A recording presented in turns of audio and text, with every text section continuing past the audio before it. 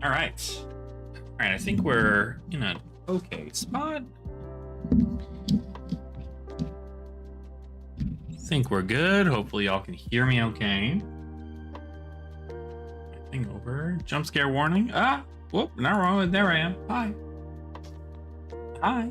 Move my camera a little bit closer. I always feel so far away. A little bit better. This, fix this. Okay.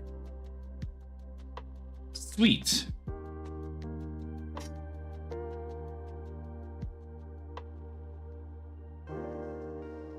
It is 9 p.m. I am drinking coffee.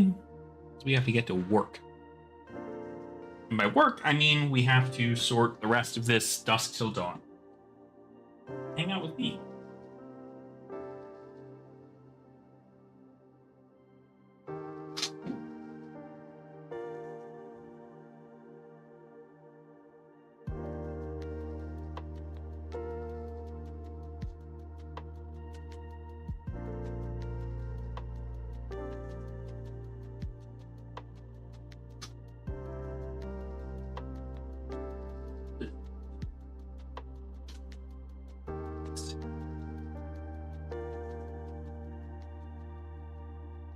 The light stuff is next.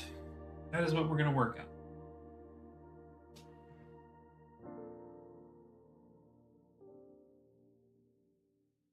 Clear up my sinuses. It's the 5th, and we're still hearing fireworks go off, so that's fun. A fun thing to do. But we're hanging out. We're going to vibe.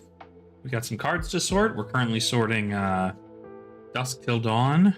That's the one. So that's the plan. We're also going to talk a little bit about the news with Project Blue. Let me go into that a little bit. But first, let me get all of these cards.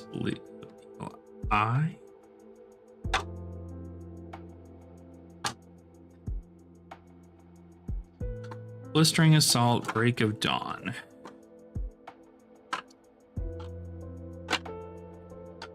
Whoops. Break of Dawn goes over here. Let's not go over there.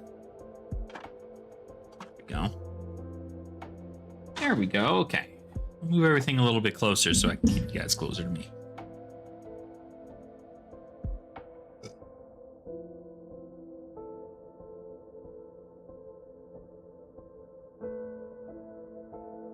We'll see if we get an everyone post here. You know, that should kick it off.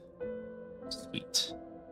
All right, so hang out with me while we do some bulk sorting. There are a couple things I wanted to chit chat about as far as Project Blue goes. And I'm sure this is something I've been talked to about from several people now in regards to how I think the format is going to go now with that announcement that they gave. And I wanted to talk about it. So for those of you who did not see, and we're going to kind of do this impromptu, I might actually just make a spliced video of this and upload it to my channel. But effectively, I wanted to talk a little bit about Project Blue and what this is what I want for this. And we got that already. I think this is what we want. Because we'll have our chat pop up there. Perfect. So effectively, what we're expecting to see here is obviously with the announcement that Project Blue has moved from away from its alpha phase. I think a lot of people saw that and went, this is a dead format now, right? Strictly because there was a little part in the there's a little tiny part in the actual blurb, and I'll post it here in post effectively, or I guess I can just bring it online here. I don't know why I'm wasting the time. I could just be doing it. Let's go Discord. This one. Okay, so effectively it is this. So I'll try to bring this up, maybe make this a little bit more easier on y'all by putting it up. Whoops. Don't freak out on that. I need this, please. Thank you. Although notably not zoomed in, so I'm gonna need to do this all here. Hold on.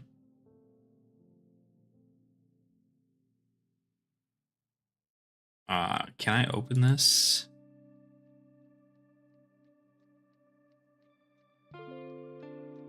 Okay. Well, I can't open it, I guess, but it is here, notably. We'll just add it in post. We'll add it in post so that way y'all can see it. But effectively, what I am talking about here is the Project Blue announcement that came from Aaron LSS, talking about how the alpha phase will officially conclude following the completion of the 2 scheduled side events at World Tour Auckland. So notably, side events there are Project Blue side events that they are doing at Auckland. But they don't have any current plans to make it into beta. And because they don't have any plans to make it into beta yet, right? They're not immediately making it a beta phase thing. I think in this situation, it is significantly more important to understand that it's probably not a priority for them, right? If it were a priority for them, then I think it would make more sense, right, for that to happen. But because it's not a priority for them, as most formats are not outside of Classic, Constructed, and Limited, it's kind of important just to understand that this is going to be a format that is going to more than likely take a little while for them to like fully commit to, outside of the fact, unless people actually start wanting this more and more and more at side events. Notably, something that you don't see, and something that I personally think is probably an issue in regards to why it didn't immediately get swapped over to a beta phase, is because not many other content creators are talking about it. I've made near weekly videos on the format.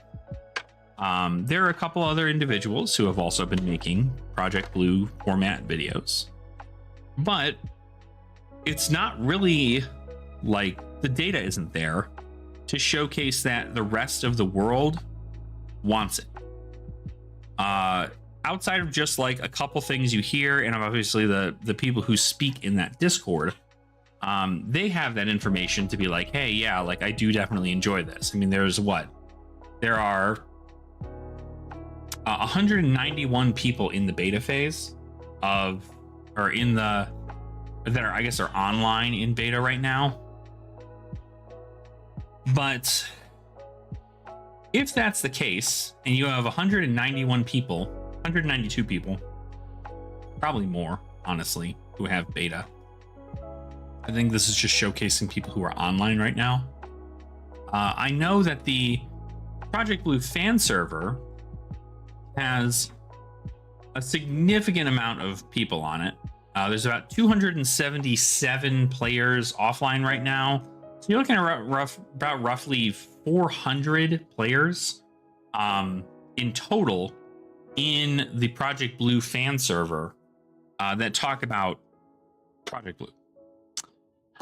Notably, though, something to think about is the fact that that's not really a lot of players, and it's not I don't think enough for LSS to take a look at the format and say, hey, this is something that absolutely needs to be our priority number one. So I think that's why they kind of put it on the back burner. But just because they say that they have no active projects for Project Blue does not mean that there will never be Project Blue. Once they get all the data from the side events in Auckland, they'll more than likely have a better idea about what they need to do in regards to bettering the format. Do they let think belows in? Do they take them out? Is it, how many D-reacts do you keep? Do you ban additional cards? Are there like other cards that should be banned? And I think that overall, there's just a lot of work that goes into making a format. I think we're very lucky that in the Clash committee, we already have like a pretty good basis of what we need, right? And we get data back from every league that we do, every big event that we do. Anytime somebody runs a Clash event at their locals, they report back to us with that information. And that's a way for us to at least determine, hey, some cards need to be banned, some cards don't. What's the biggest issue in this format? And we're able to make changes like that. I think that's where, again, it comes into play with LSS being the creators of a format, or of the game more specifically. They've created the game, and it's us, the players, who have created a fan format for that game. And when players create that fan format, they're in charge of those rules. They're in charge of the regulations of those things. They're able to tell people, hey, like, we have the data that X thing is working and X thing is not. And that's why this is going to be changing in the next season or whatever. And that's important to have, because you want to have, I got a freaking Celestial in here. You need to have communication amongst like a group of individuals who have their eye closely on a format. But I don't believe that LSS really has their close eye on the format outside of what they're doing collectively in their alpha stages. But that's just probably because they don't have the resources for it, right? Not because they don't like it or they don't want something to go about doing it. I mean, the fact that they've sent LSS devs to the Project Blue event says enough that they want people to get on hands, on the ground data of Project Blue and how it works.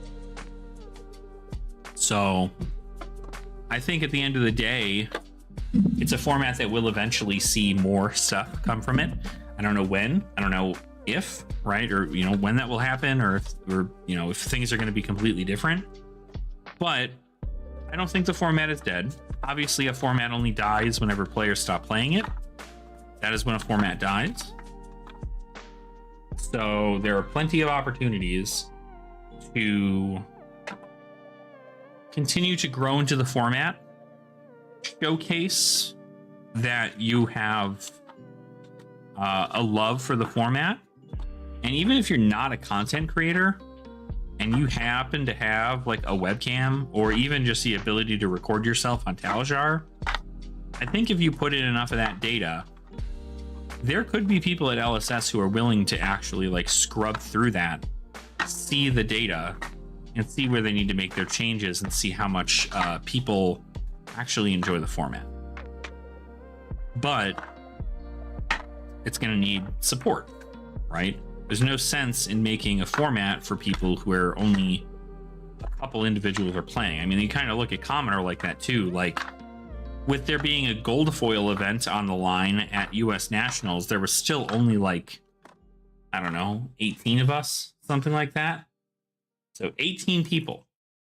In an attempt to get a card that is worth like a lot of money, there's like only 18 people who showed up, which is nuts.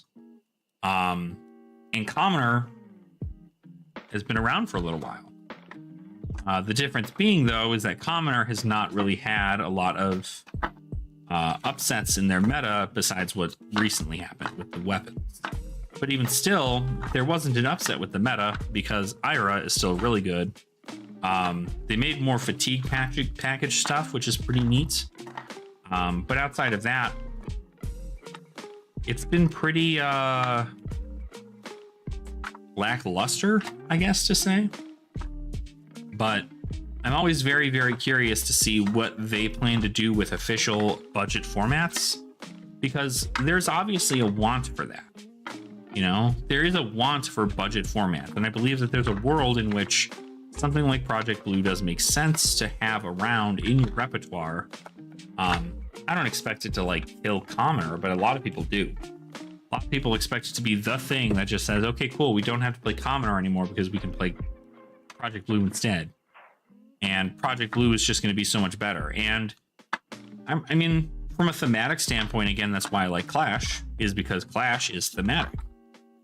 Clash, we are, you know, you're talking about going about changing things and like adding in more thematic things. You're adding in specializations, or you're adding in rares that allow your overall hero and like really your class shine a little bit more as the game goes on. You can't really do that in Commoner.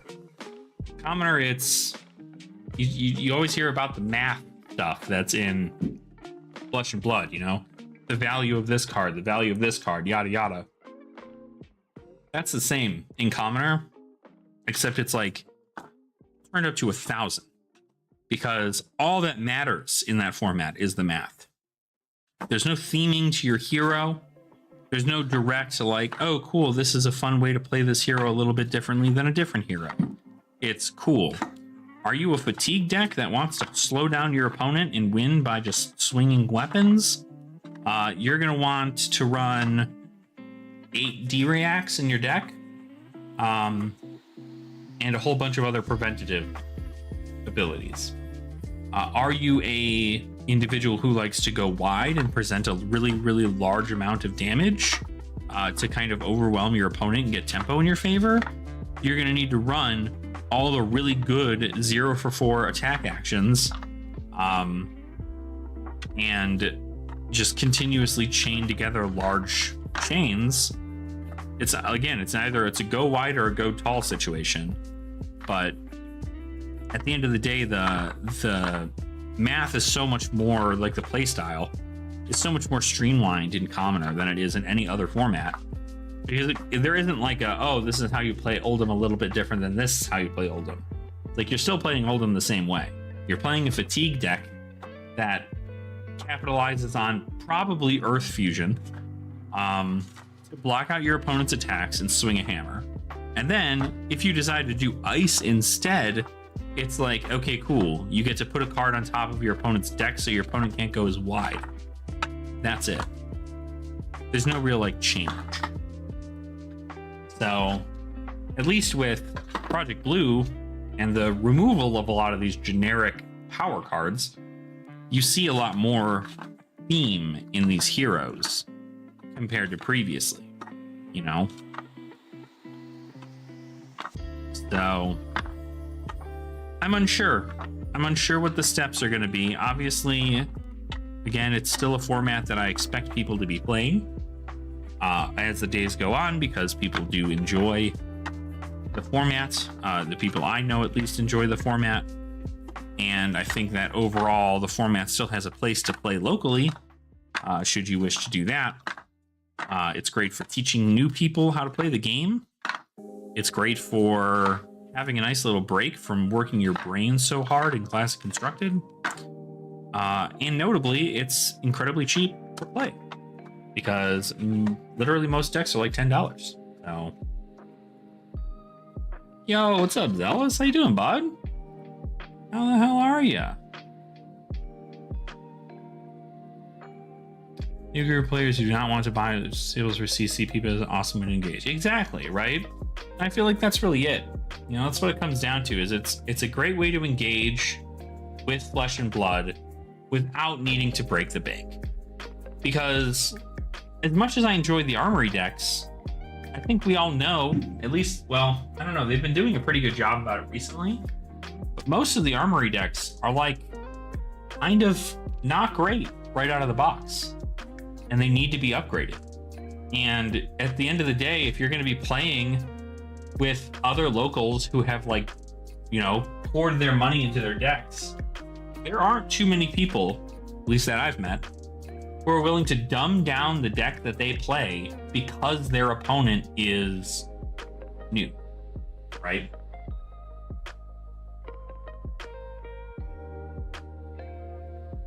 And so when you take a look at something like Project Blue, it makes a lot more sense. Let me go get a new stack of cards. I'll be right back.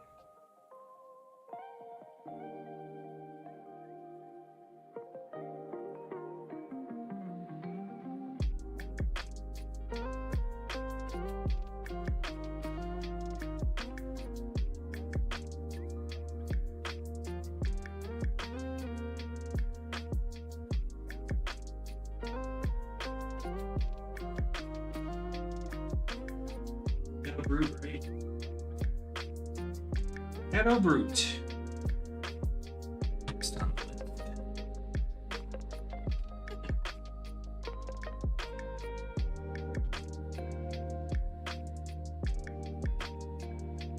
Exactly, right? Like, numbers are really what matters at the end of the day. And I really wish that more LGSs committed to switching their events from CC to Commoner every now and again, or to even draft more frequently.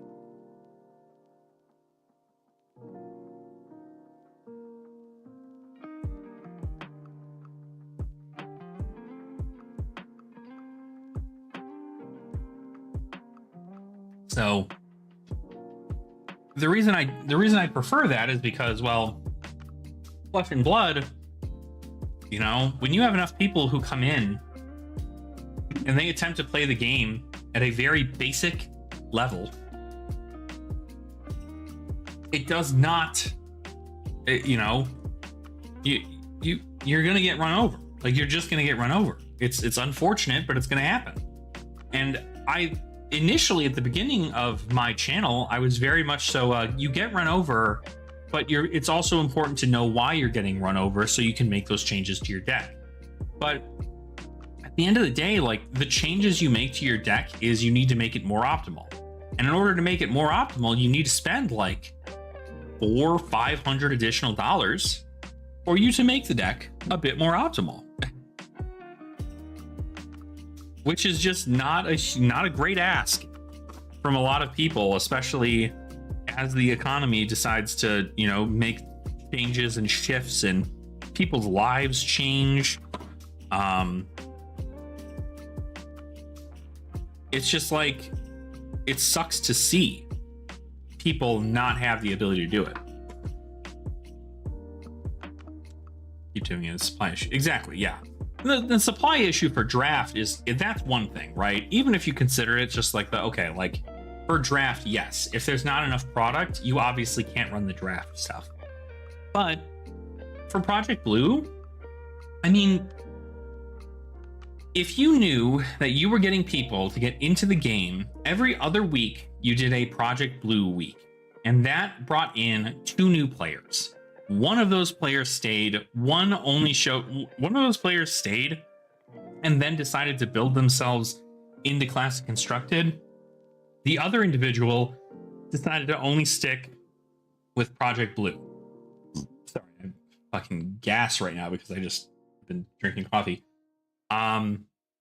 You still get 2 new players into the game.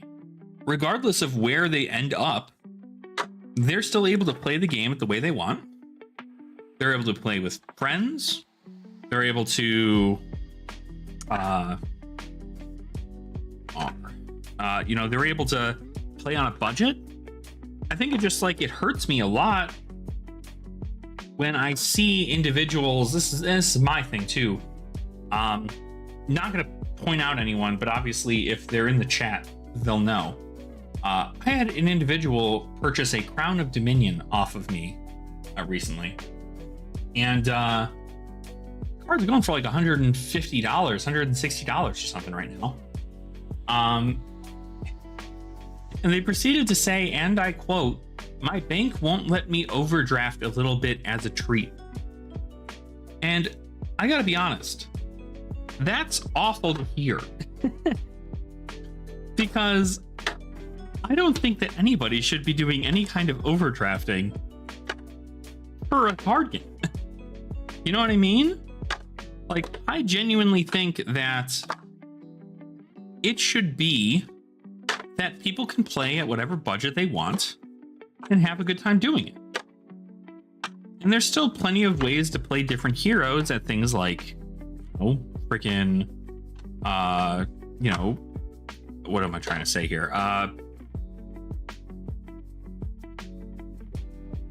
Plenty of things to do in budget formats to like change the way your hero plays. You're not just stuck with one specific way. If you're going to be playing something like Project Blue or even Clash, like, you're in a good spot still. Man, fireworks still after all that.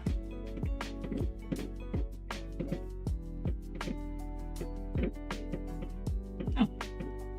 Right outside my window too.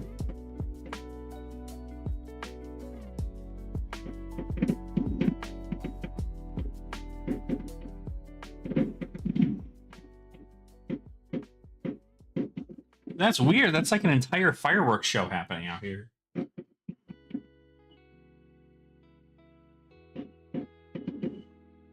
Huh.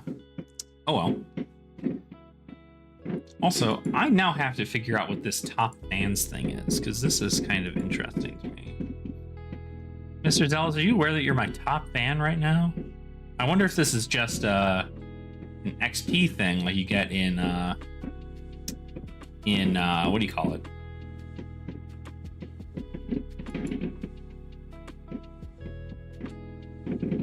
Oh, do you? Nice. That's pretty sick. Yeah, I wouldn't doubt that this was the case here, but yeah,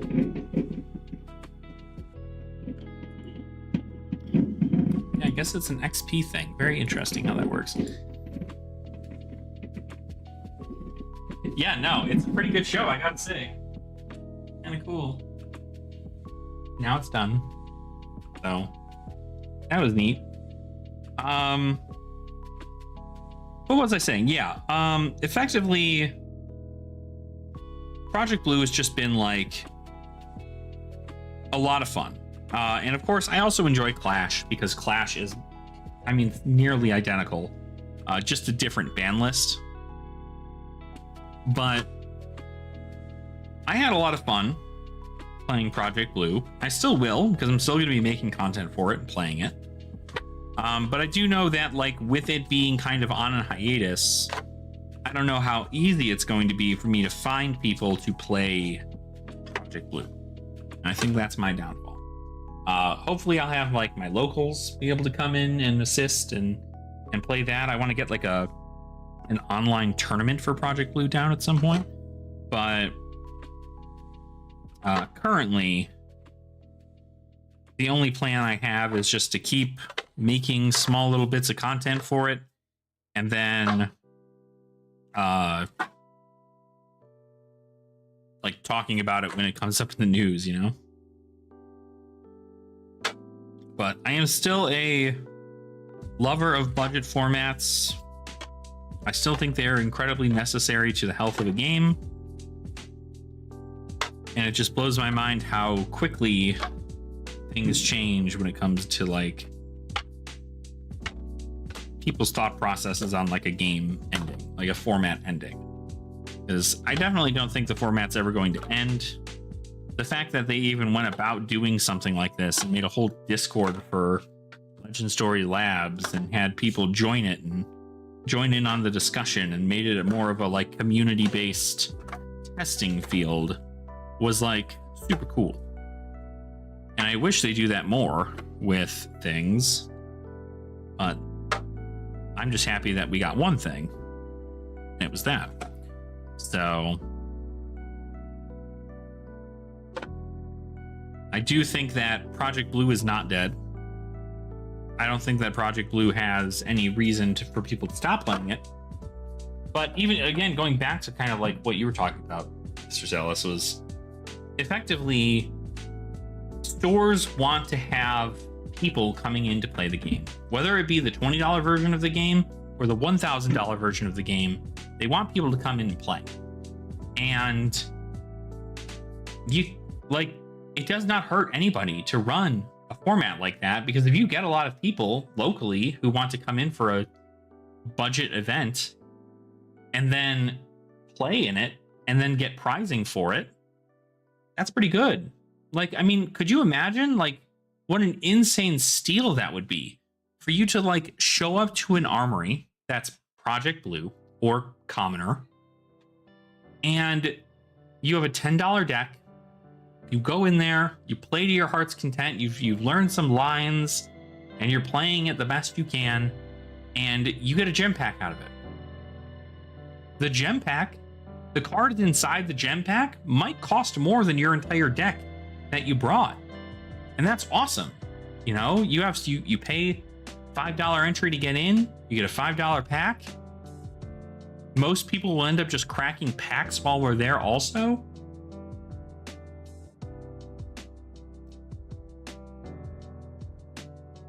Because more importantly, budget players have more money to go around because they're not spending, you know, $1,000 on a brand new deck every 2 months.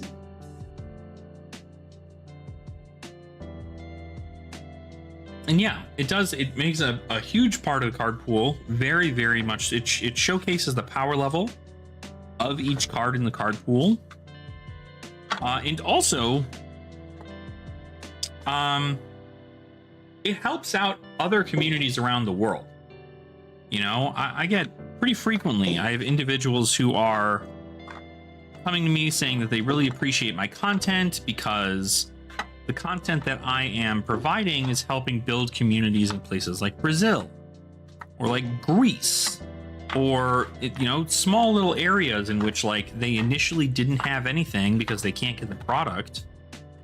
And now they're able to be like, okay, cool. If we get some bulk that one of these big card sellers in the US is throwing away effectively, we can turn that bulk into decks, and those decks can then be sold to players or given to players, and we can have an event. Like, we can actually have cards to play Flesh and Blood.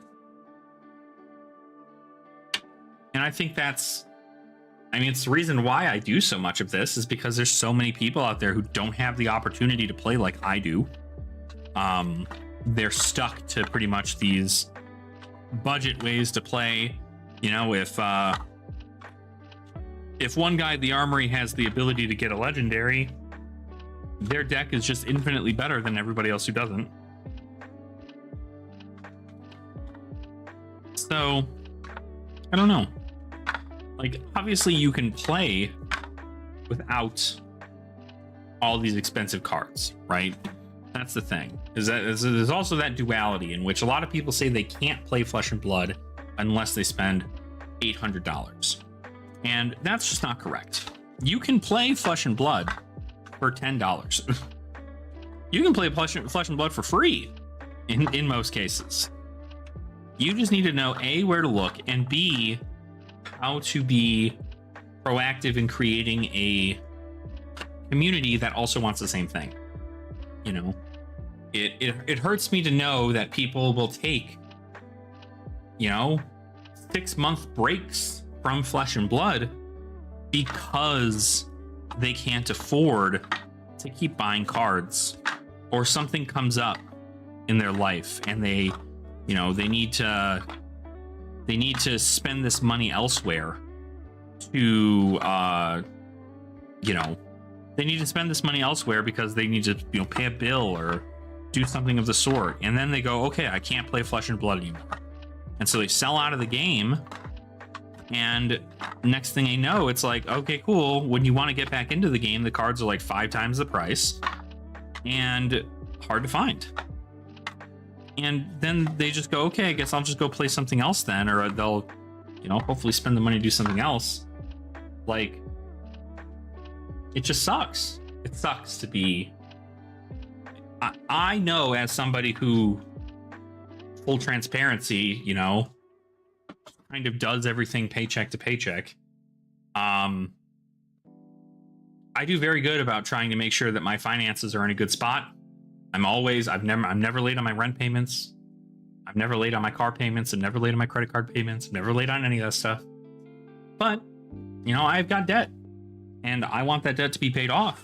And I can't do that if I'm spending $200 to $400 on Flesh and Blood every like other month because some new CC hero is like calling to me, and I'm like, oh yeah, I'm gonna chase the meta and see what I need to do. It just doesn't work that way. Set base of options for each hero, so stores itself can go through bulk and build them out. Our LCS has so many cards that we haven't sorted. Yeah, well, sorting the cards is the hardest part, right? Because like, so I do it out of the kindness of my own heart and also organizational purposes. I organize all my bulk, but I am not a store who needs to pay any employees. I do this out of my own free will. I do this on my own time, and sometimes I do it with all of you. And like, yeah, sure, like technically right now, if y'all see an ad, I make ad revenue, but it's not like an insane amount of money. Other places like stores, they need to actually have the employees be able to, one, know how to sort the cards, so they need to train them on a whole new game. Then they need to go about getting that individual to focus their entire task on sorting them. And then once they're sorted, they you know, they gotta set them out and pick out the specific cards that are good for the format. Like, you know, you take out things like Razor Reflex, or you take out things like Snatch, and you're just like, okay, cool, these are cards that people are going to want for this format. Or really just like keeping a very concise, small amount of bulk at a store to be able to have people look through. Most people just don't have that, especially not with Fab. I mean, there's nearly no stores out in this area out in Colorado that have Flesh and Blood bulk just readily available at a store. You just can't find it. And that's where folks like me come in, because then I get to go, okay, cool. Is anybody building a new deck and they need bulk? It's a good thing I have it. Like, I have all this bulk here. I just am waiting for people to want it.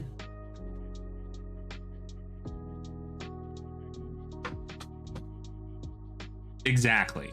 That is a great way to look at it, Mr. Zealous. That is a great way. Is you need to be the change you want to see at your LGS, right? You cannot expect your LGS to wake up in the morning and go, we have to do something different. They've got other things they're worrying about, right? They've got 10 other different TCGs they're trying to like, put focus into. They've got, a new TCG comes out onto the market like every other month. Magic the Gathering, obviously being the most popular of them, has a new set that drops like every 3 weeks, effectively. And so they have to keep all of their focus on, more than likely, the more popular one. And the more popular one is definitely going to be Magic. Or it'll be Yu-Gi-Oh! Or Pokemon or whatever. But there will be priorities that oversee, that overshadow, whatever the word I'm looking for, Flesh and Blood.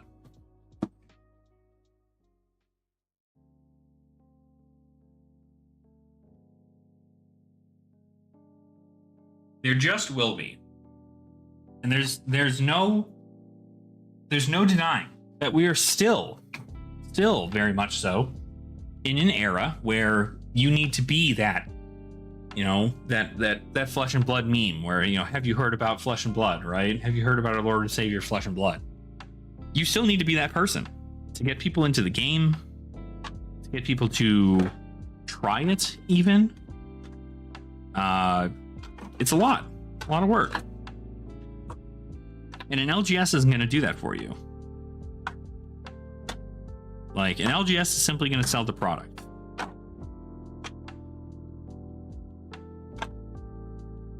But you need to be the person to make that change. Now, that's why I started doing casual nights at, out here in Colorado, is because I enjoy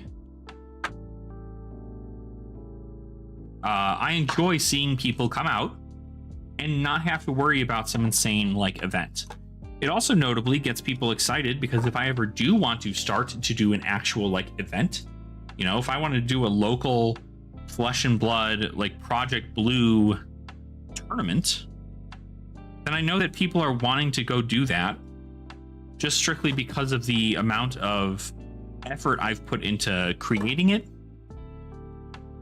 And obviously, like, I do have a lot of people out here in Colorado who do respect me as a player and as a pillar of the community. So that is certainly helpful. Having a good name for yourself will certainly be able to assist in growing a community. But you have to be the person to do it. Like, I could not convince a store to be like, hey, can we do Commoner Nights? Like, is that cool? Is that fine? I found out recently that an LGS just about like 45 minutes ish away from where I live, I guess it's probably more like 40. They did this whole thing where they've been swapping their Armory Nights to different formats. And that has brought in a lot of new players into the game, which is awesome, because that's what you want to see. Like, I think they have like 16 people show up on a Commoner Night, which is like really cool. It's not just like, oh, it's, just the same, it's just a couple of people hanging out. Like, they still have like new people who come in for Commoner Night to be able to do something like that. And if I were near that area, I'd be going. I'd be going as frequently as I could because I like that stuff. But it really does just come down to like, you need to make sure that you're wanting it. You can't just wake up and expect it to happen. Like the same deal with Project Blue, right? Like, I'm not gonna sit here waiting on bated breath for their LSS to be like, hey, Project Blue, it's coming back and it's in beta phase now. Like, yeah, I hope it does, but I'm going to continue playing the format because, one, I like it, and two, I want to see more of that. I want to see more of that pushed by LSS, right? And if I got to be the person to make the content for it, I'm going to do so. I think it also just sucks though when you see like other people make small videos talking about kind of like, oh, this format doesn't exist anymore. I think I've seen like 4 videos now of people being like, Project Blue is dead, it's probably not going to come back, it'll be whatever. But there's still small blurbs in those videos that are just like, they're hopeful it does, but it's probably not going to come back. And I'm like, I'm not saying that it will, but I'm also saying, I'm not saying that it won't. You know what I mean? I think that there was a lot of hype for this format. For there being so much hype for this format, being a budget format on top of it, like, that's pretty good. Reference to my exposure to the fire was a fantastic. Oh yeah, no, absolutely. Let me go ahead and get this info for you. So if you go on Fabrary, Mr. Zealous, if you go on Fabrary and you actually hover over the Fab tab at the top of that page there should be a little section there that says the Clash fan format. It should look a little bit like this. This is Clash. I am part of the Clash committee. for this. And effectively what we do is this is a fan-made format in which we are collectively doing something that's near Project Blue. The only difference is that the ban list is a little bit different, and the you get to allow majestic weapons and specializations and mentors of like any rarity. So you get a little bit of extra, like I like to call them special moves for heroes in Clash, but not every hero has a special move. We've seen it now in like several sets where some of these cards that are printed are technically supposed to be specializations, but they aren't because of the restriction to text box space. So because of that, we've kind of just done things a little differently. But our ban list is very small compared to the ban list of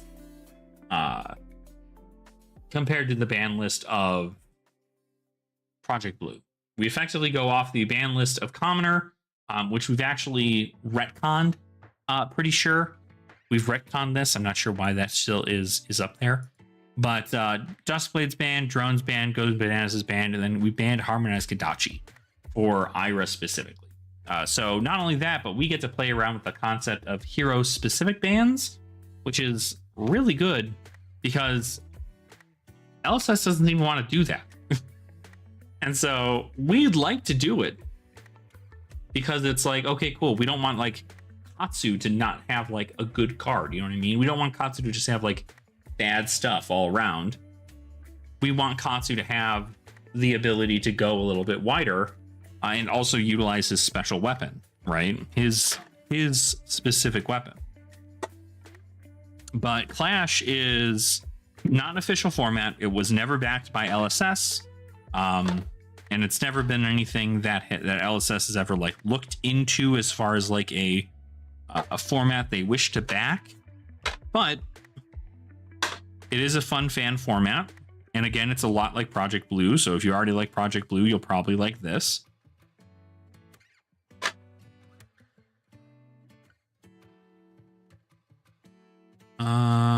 Banshee. Yeah.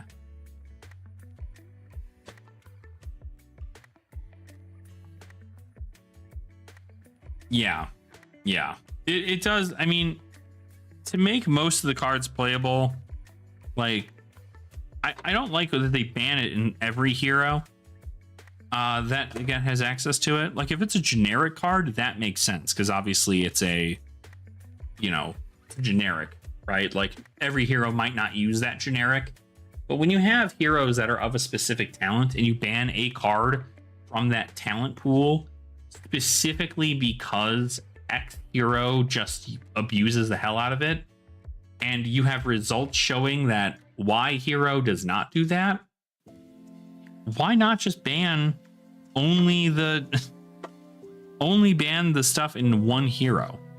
Like, I guess it makes sense from the standpoint of like, you think your ban list is going to look weird because people are going to have to actually look at your ban list, but it is important to have, because you don't want to have heroes like lose theme or even like a slight bit of power. You know, if a card is keeping a hero from going from a C tier to a B tier, and then they ban it because the S tier hero is utilizing it better, that hero then goes back down to C tier when they could have stayed B tier and not abused the card anywhere near as much as the S tier version of the hero.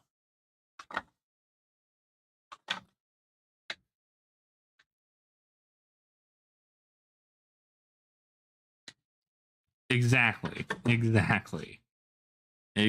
That is well put. And that's why I think we enjoy, you know, for what it's worth, I enjoy making Clash stuff. I haven't made a Clash video in a long while, but it's why I enjoy a fan-made format, is because, one, we collectively as a committee get to come together and say, hey, we want to make this rule set a thing. Everybody else who plays seems to also want this to be the case. I'm down to try it out and see what it looks like. Let's go ahead and send it. And then, you know, you get to see the results in person because we run a league for Clash every season, or every time a set comes out. So effectively every season. And when that happens, we get the actual data of what heroes did well against what heroes, right? What was deck set up like for the top 8? And more importantly, something that we also do is we also utilize the league stuff as a best of 3. We do a best of 3 situation where instead of it being a best of 1, like most cases is with Flesh and Blood, we make it a best of 3 because we feel like it adds a little bit of spice to the format. And of course, the games don't normally go for a really long period of time. I mean, they're 30 minutes around, so you could do 2 to 3 games of a blitz young hero format kind of game in the same time that you would do for one classic constructed game.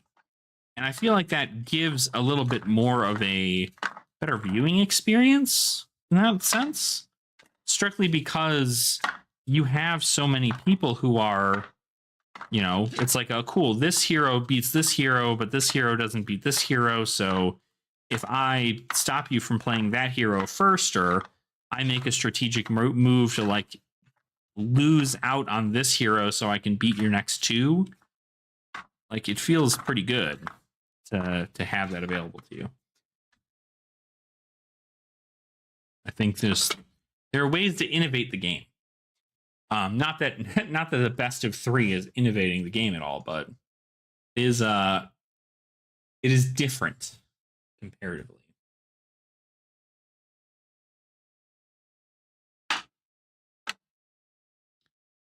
All right.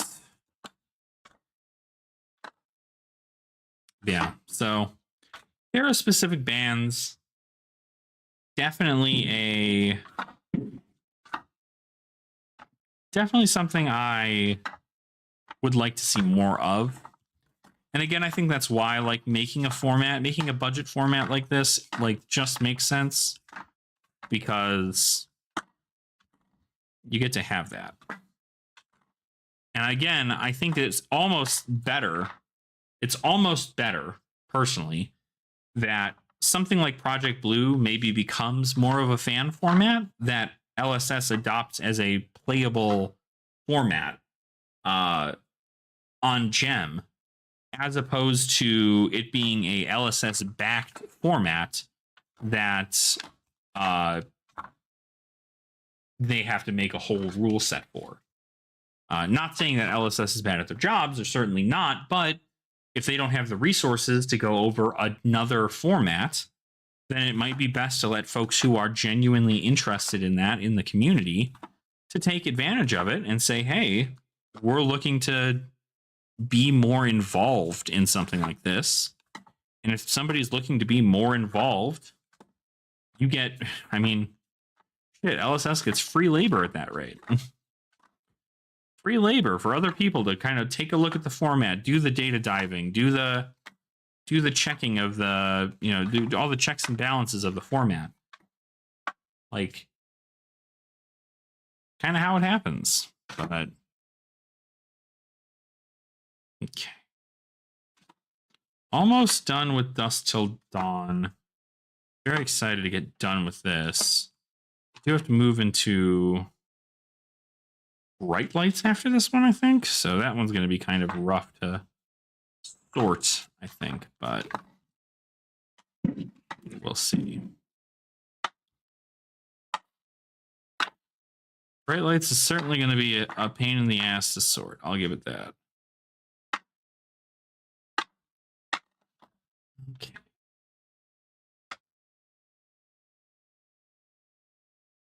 Bam.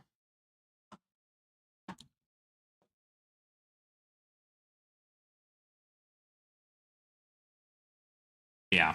I think really what it is I enjoy Flesh and Blood a lot. And I think that there is room to grow in this specific area. And it just sounds like LSS doesn't have the resources to do that at the time.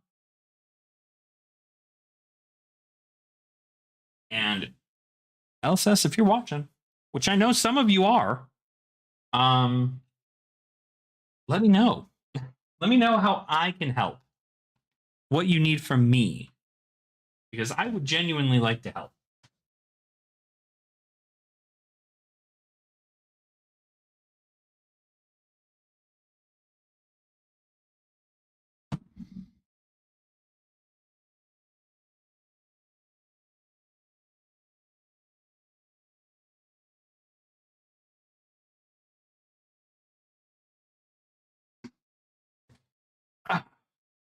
I'm going to break this chair if I sit down that hard again. My God. Okay. Tear Grim Feast. Soul Butcher. Soul Cleaver. Teach the Demagon. Get all these shadow cards in the right section.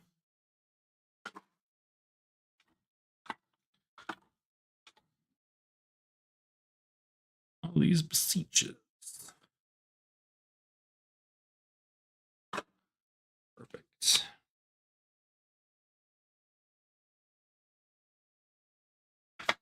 Cleaver.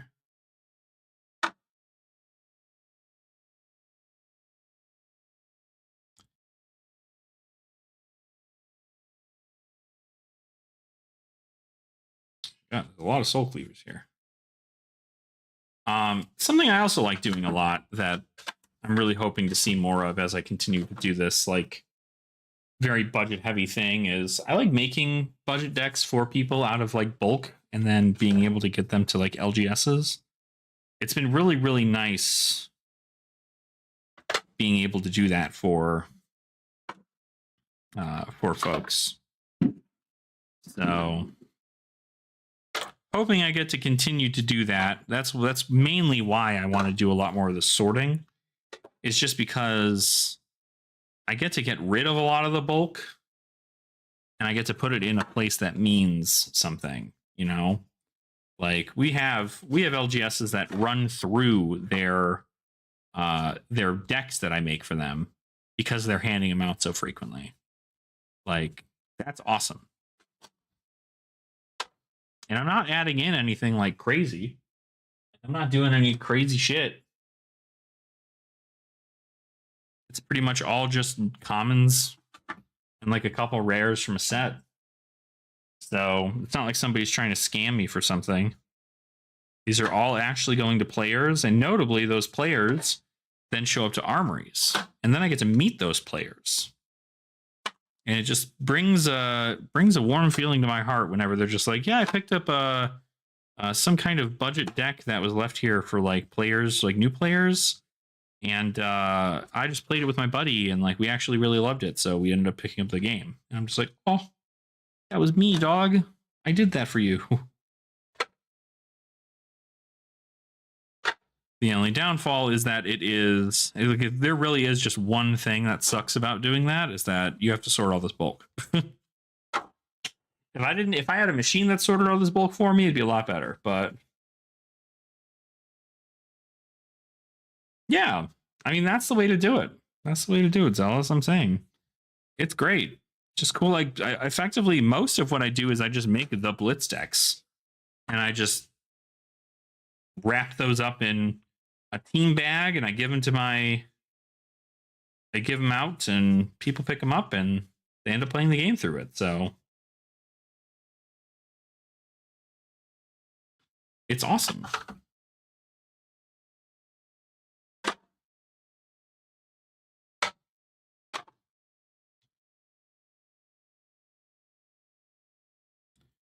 All right. I do love looking through all these cards and seeing what cards are obviously not the favorite out of them. Like the fact I have so many Soul Cleavers and Soul Butchers. I'm just like, yep, because his fucking card is never gonna see play. I'd like to make cube at some point, like a light versus shadow cube. I think it'd be fun.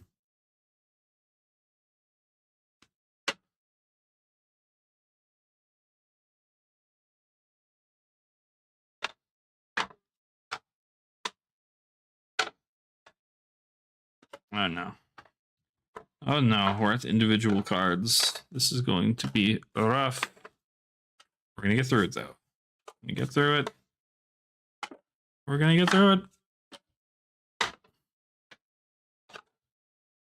More coffee.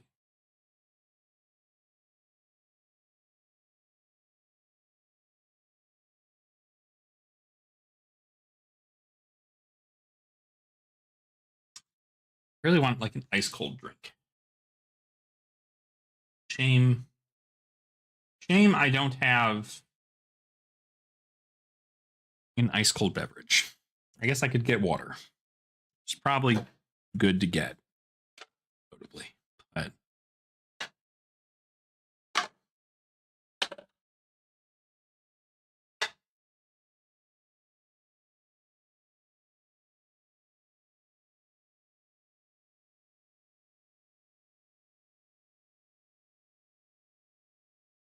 a lot of these soul butchers. Just so happy to be done with these supplemental sets. This will be the last supplemental set I'll need to organize before moving into the big switch that they did with making them only draftable sets.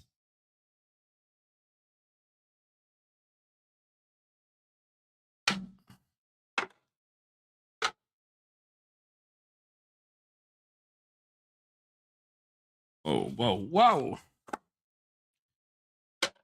But also, notably, I hope everybody's doing really, really well today. If you're not talking in chat, talk to me, please. I'm so incredibly lonely. Not actually, but I just love talking. I love yapping. Yapping is my passion. So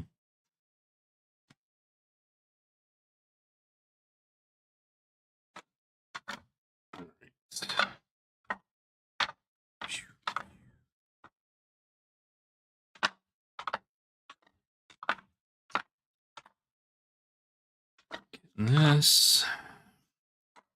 So like dialed in. I just want to be like done with this part of the organization. I might get into bright lights after this, just because I want to start getting it in one place, I think. But that will require more work.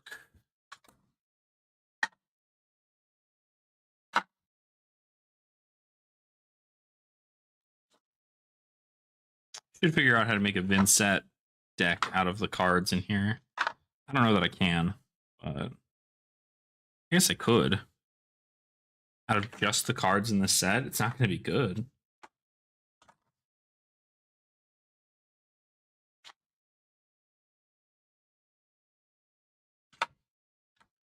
Like, what budget blitz deck would I build for that?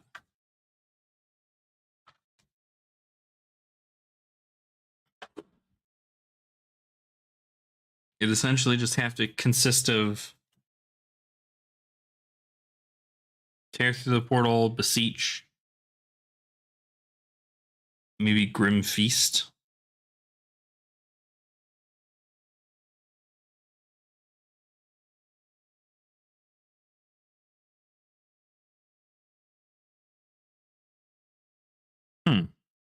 Interesting. Grim Feast. Is there a world in which that makes sense to do? No. I'm here looking at Grim Feast and I'm just like, is that a Vincent card? Like, can I actually play that in CC Vincent? Is that just like a good thing to do? Because I could, well, it doesn't have go again, so it doesn't make any sense.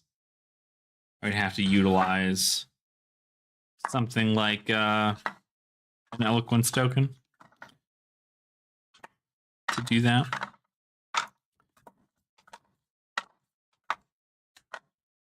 All right.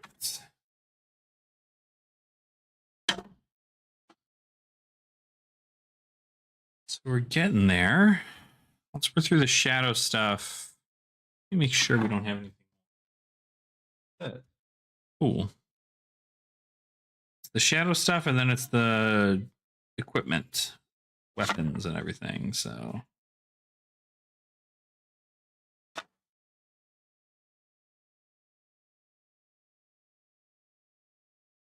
Which notably, I probably shouldn't organize a whole lot of, especially like the tokens and everything, but can't help myself. I'm already here.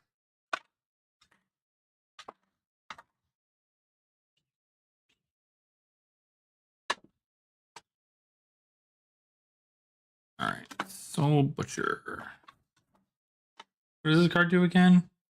If the defending hero has one or more cards in their soul, this gets +2.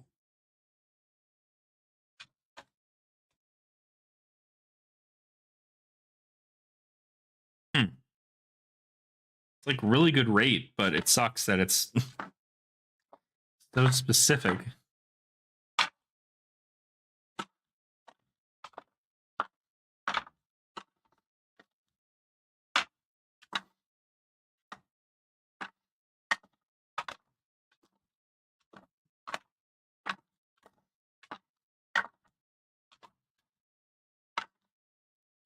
All right.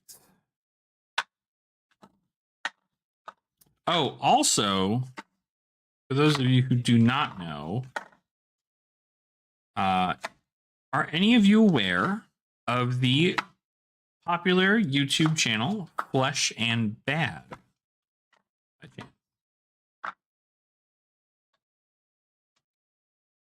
Y'all should be. I've only collabed with them twice now.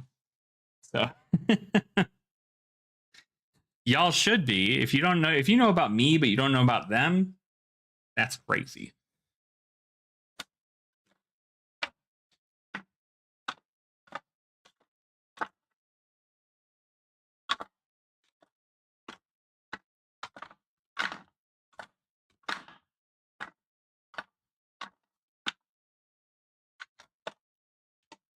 Okay. But just as a heads up, I am going to be doing a live stream with Tegan tomorrow over at their place. And they're going to teach me how to play Kano.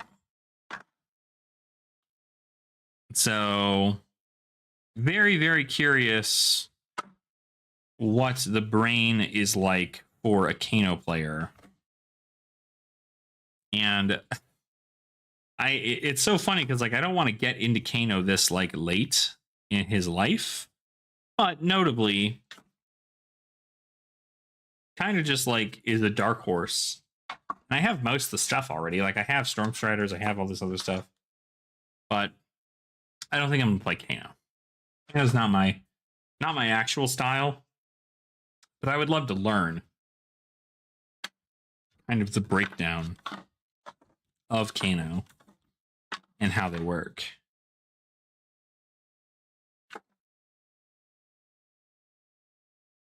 Surprising amount of red tear through the portals for the amount that I've given away / put into a deck.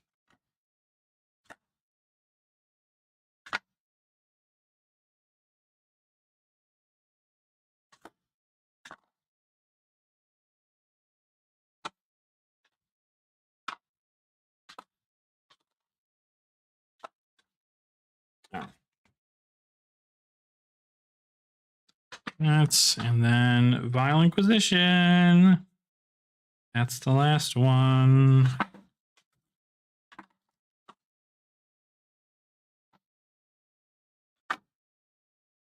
Cool. All right. That's it for Shadow. The Hedgehog.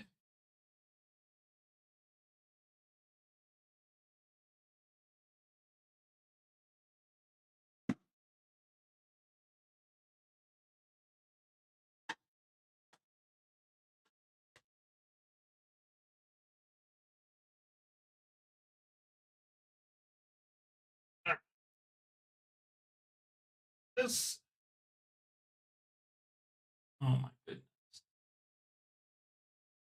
I just heard my cat make the cutest noise. Cutest noise.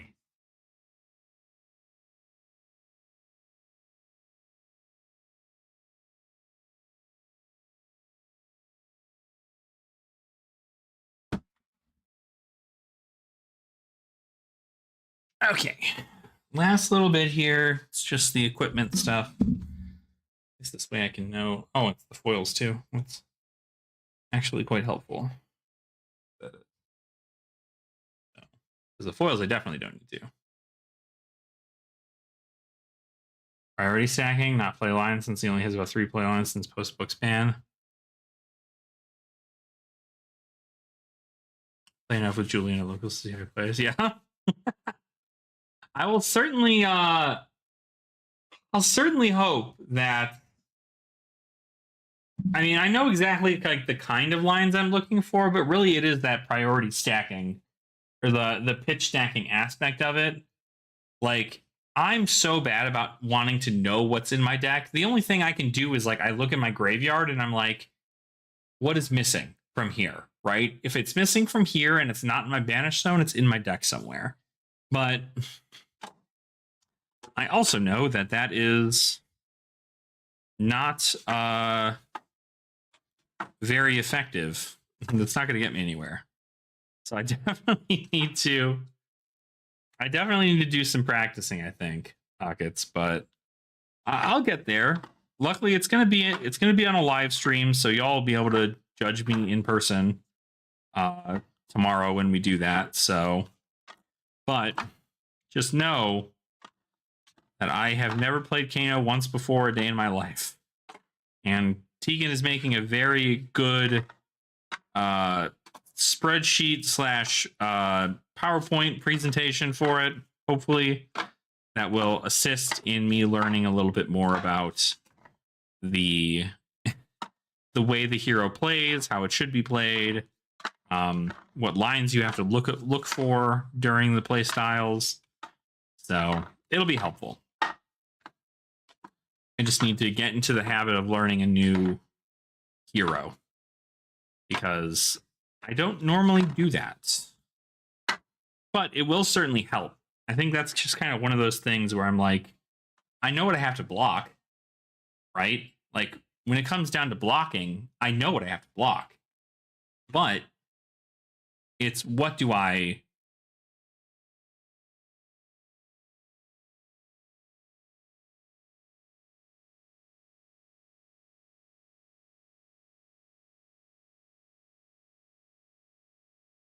Why is... No wonder the music stopped.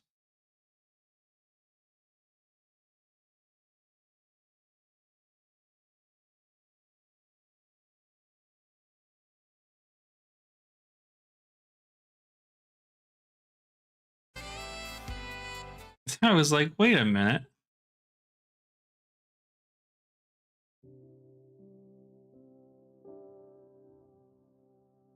I was like, what is happening? Why is it happening over there? Here are the tokens. The tokens should be fine. This is all foiled. This is all foils. So, with it being all foils, I think we're in a spot where we can fix that. All right, now for weapons, I need brute stuff first. Shadow brute, and then guardian stuff, nothing. And then illusionist stuff, this thing. And then Runeblade, warrior. Cool. That's done. Then we do light, shadow.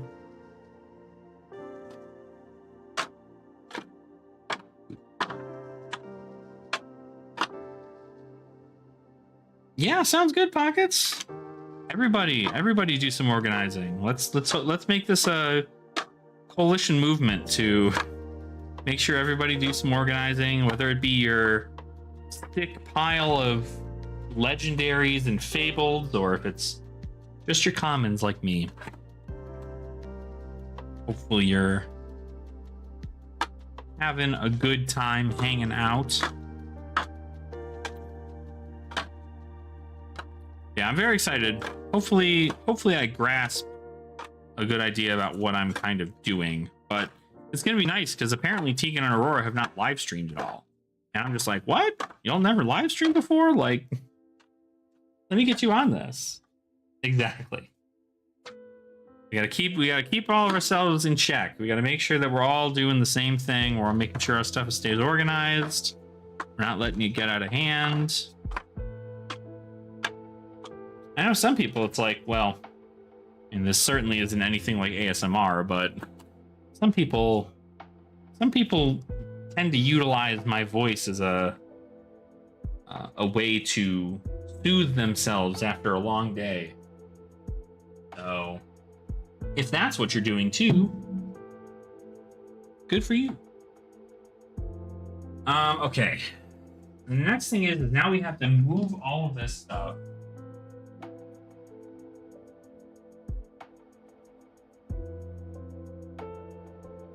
Move everything out of here.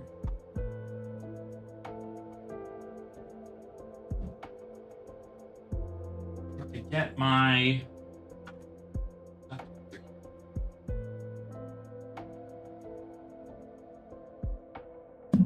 okay.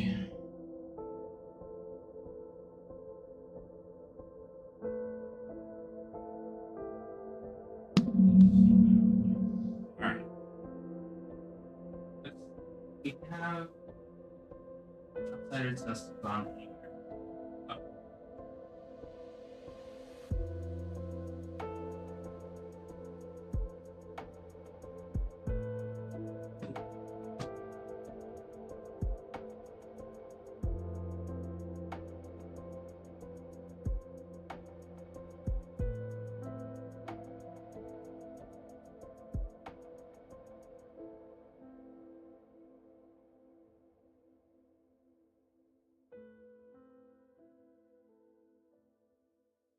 Much cardboard. Stop it. It needs to stop.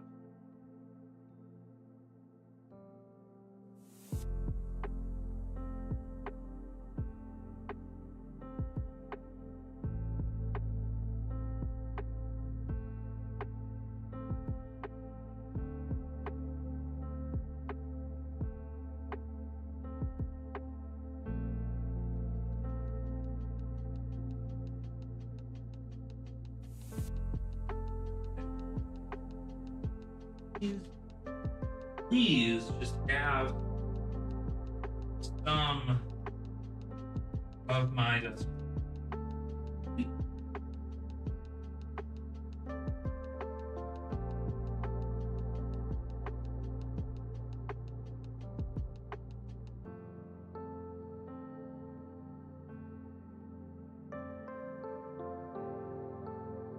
I have so many cards that are just not accounted for inside boxes. It is killing.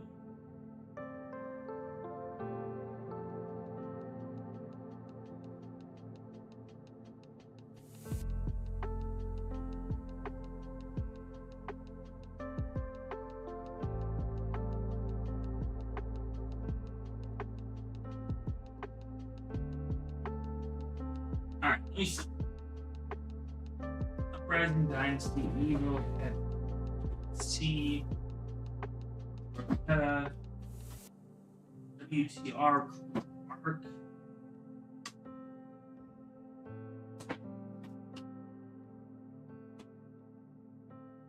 Wait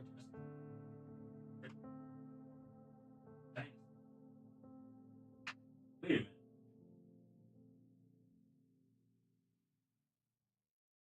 Oh, I see.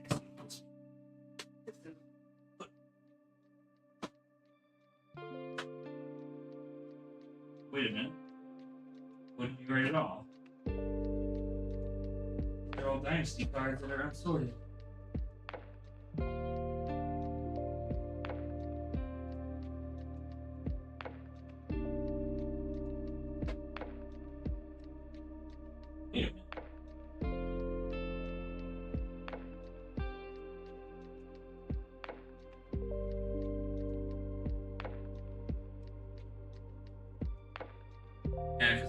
outsider stuff up here. What the hell?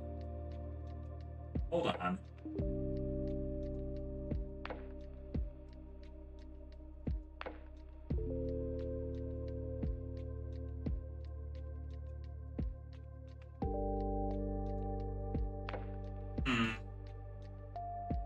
This might not be the one. Hold on.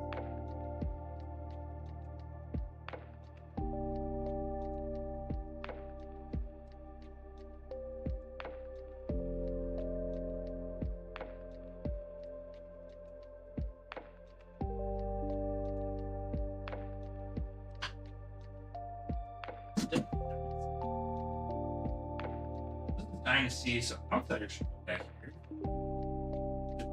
Back here. Different thing. Makes me mad. Means that have outsiders in the box. Hold on. I'll put this over here.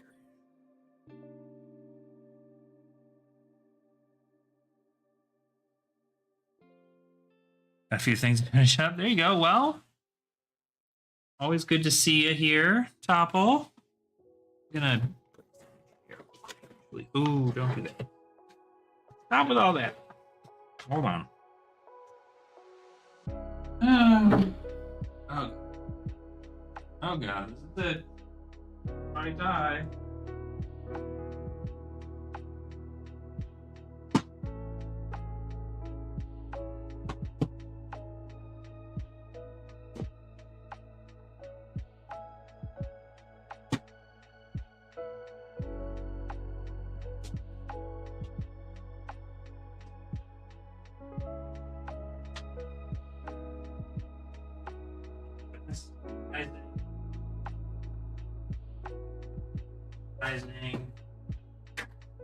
Rising.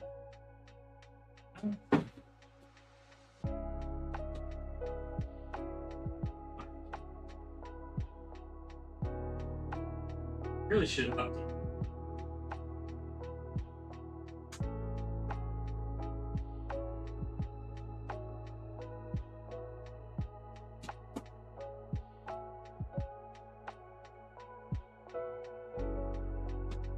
Monarch.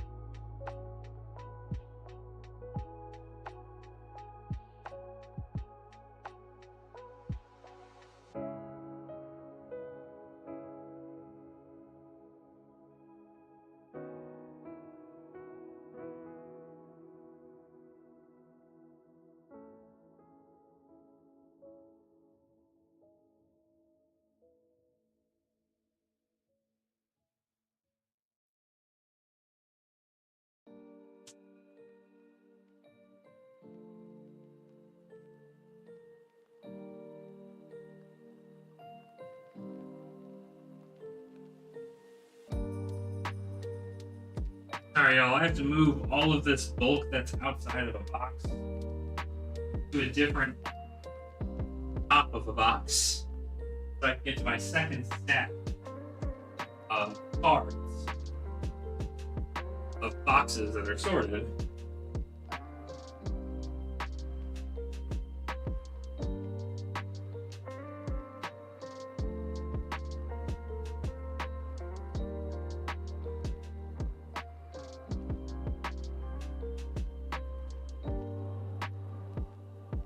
It works.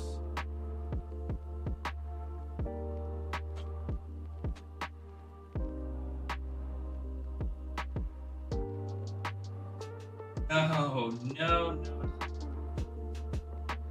No, no. No, no, no, no.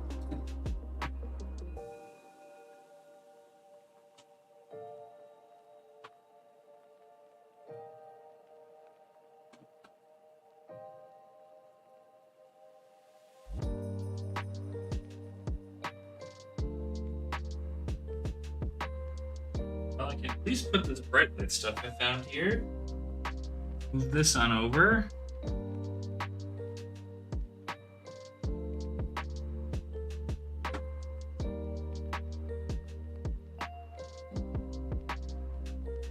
wonder. I wonder if I just show y'all the other side of this room here.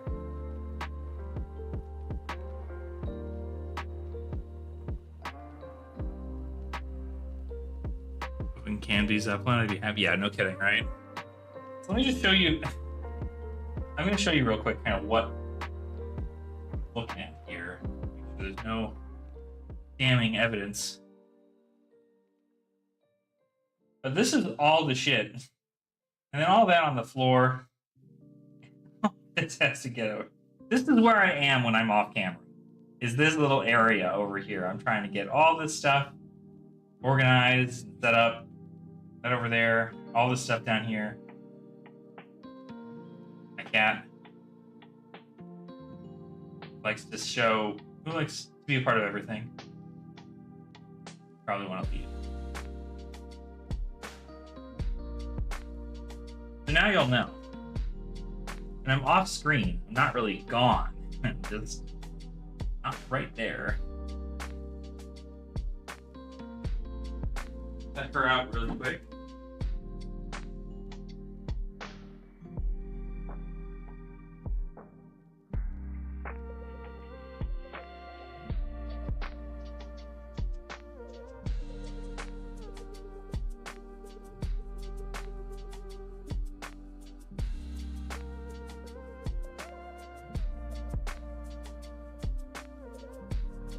What I gotta do is I should pan it to another camera so you guys can like hang out. Yeah. Exactly. Exactly, Pockets, that's right. Mm-hmm. It is a burden. I am sworn to carry these burdens.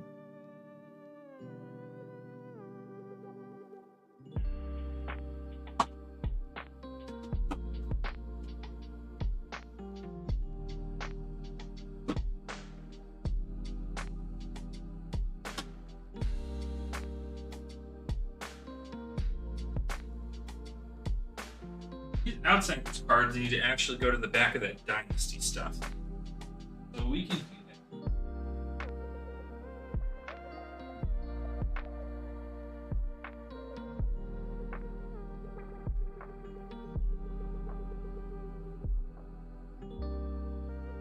Right, because Dynasty, then Outsiders, that's definitely says upright.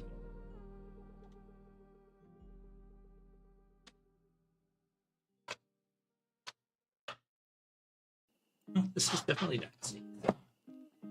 Fill this up here.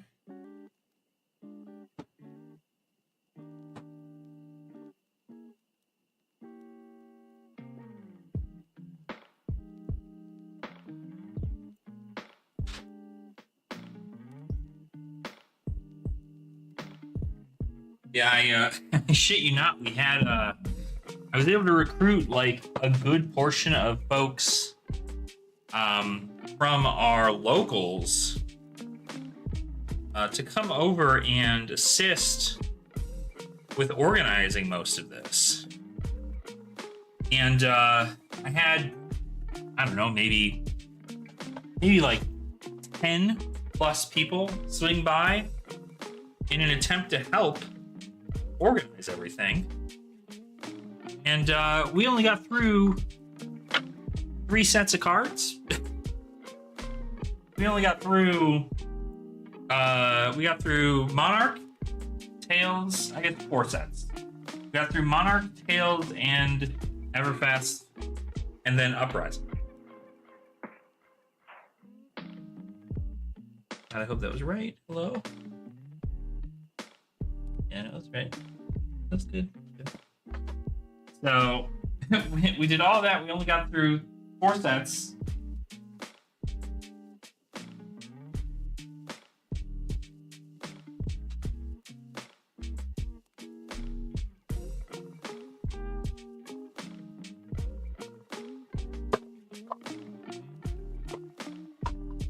So that was funny.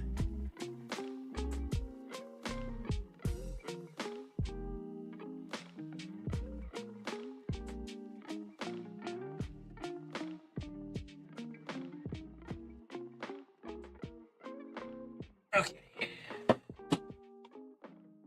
Oh, I just heard all that stuff all over.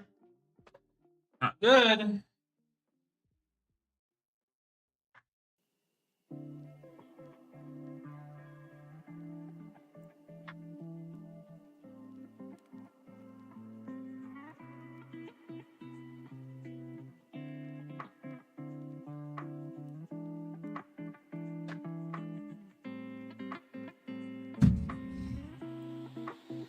All right. This.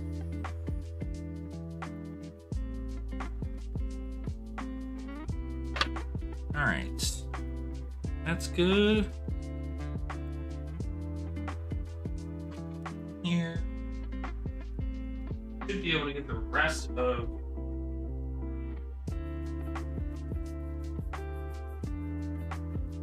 outsiders into this box.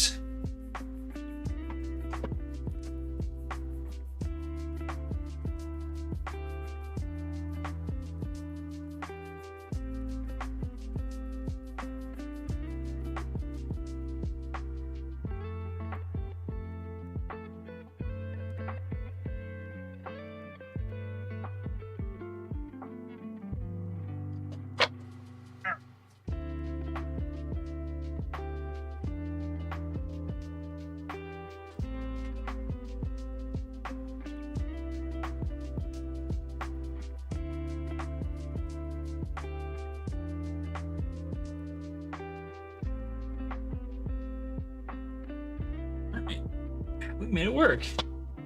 That's awesome. Good for us. Okay. This is Outsiders.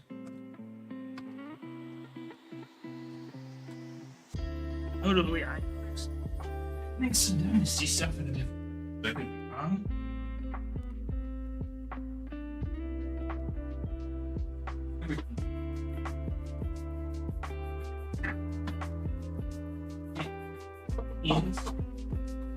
Now, this box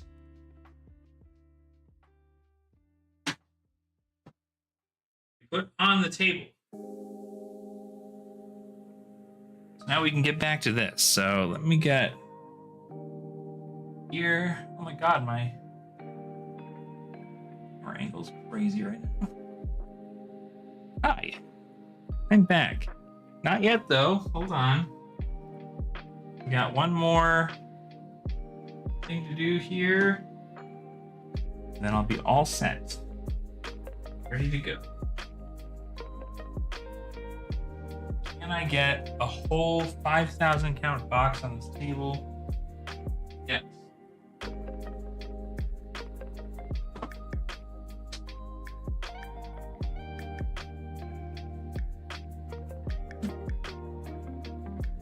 Should I? Probably not. That works. Ah, that works. Hey, look. Now we're here. We're here, we're doing the thing. So now it comes to merging. Merging the stuff is pretty simple.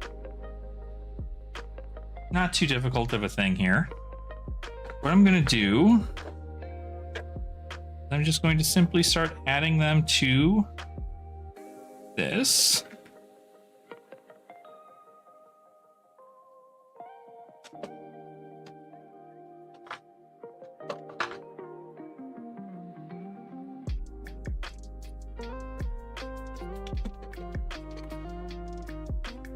Okay. But hopefully y'all are doing good today. Hopefully the world is treating you well. If it's your birthday, happy birthday. Whoa. If it's not your birthday, have a happy.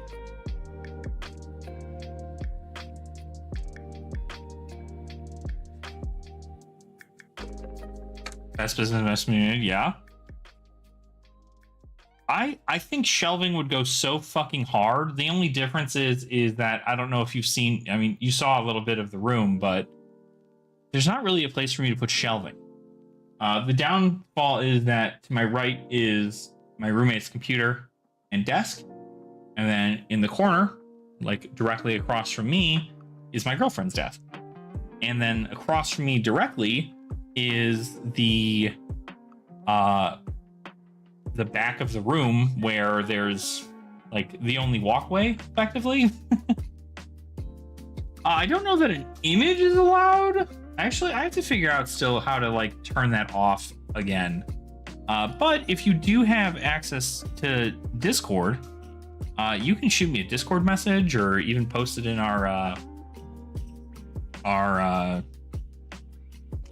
like a link in our personal like community Discord, and I'll check it out. I have no problem doing that. I think I just turned off links because there were too many bots trying to post like porn sites and stuff, and it was just something I didn't want to deal with anymore. So I was like, well, what's a way to kind of like kill two birds with one stone? I can cut out the links. And then I did that.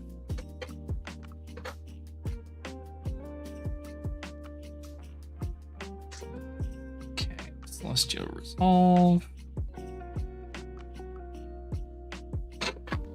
The reds.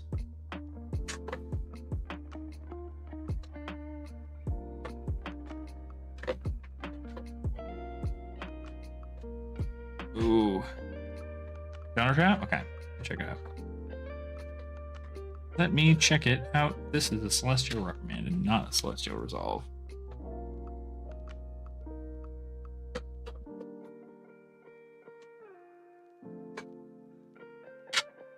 Okay. Now what I can do with all this is I can move this over one.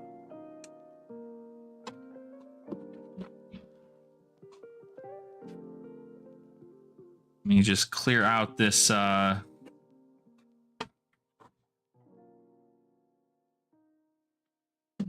stack of stuff here. Like, do I have heralds back here? Where are my heralds? Did I not have put the herald? I would have. Why are they not in this binder? Interesting. Anyway. Alright, let me check. Oh, God, that's beautiful. That's beautiful. You've got them listed in rows like that? That's pretty cool.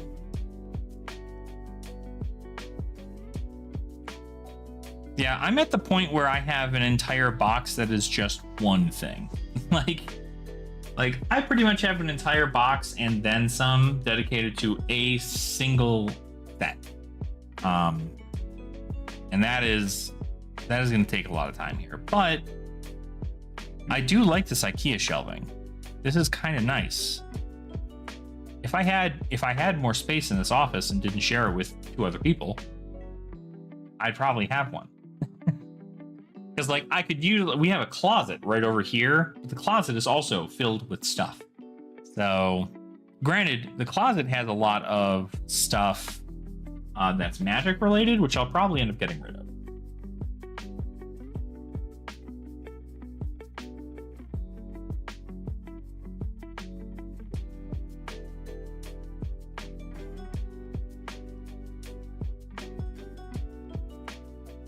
Gotcha. Yeah. Yeah, I unfortunately only have 5 row boxes, so I don't know that I would be eligible for it. That is so crazy. I know I have heralds. Where would I put the heralds? I bet my dumbass put them in Monarch. Probably where I put them.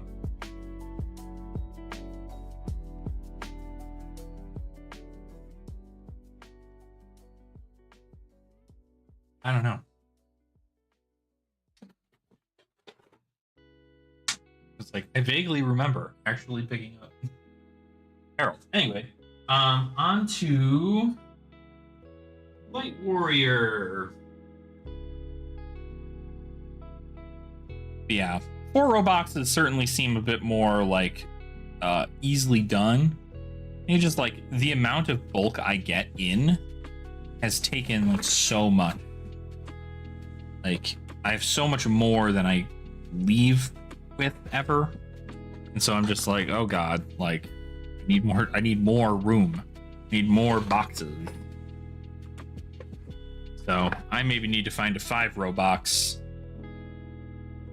What I'd like to do theoretically is I'd like to get some kind of shelving unit that I can put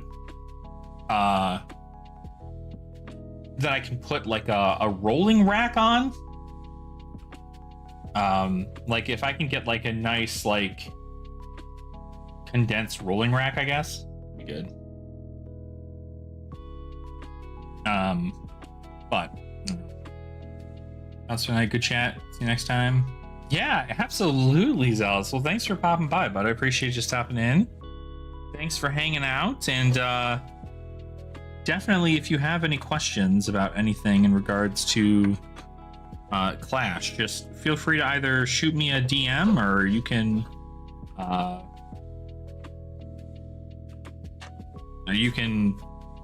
feel free to come back to next time we do a live stream. Hang out. The YouTube video seems that it's on. Is there? Oh my god. Please. I was like, I would love to have it. Even if, honestly, even if I just able to get it on those like really nice metal racks, that's also fine. I just don't want them to be on the ground anymore. I would just rather them be in.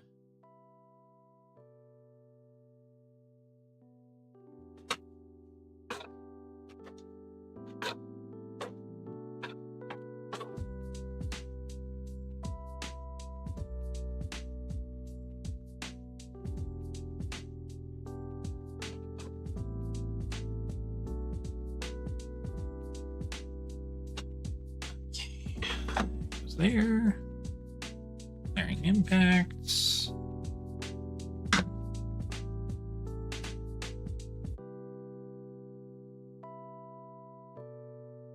One red card off. Oh.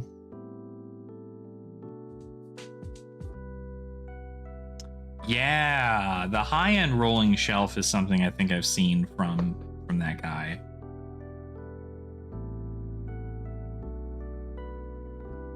Yeah, I might have to check these out right now, actually.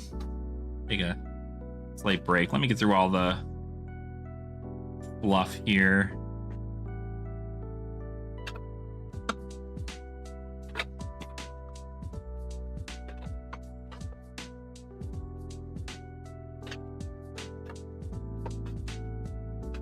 Okay.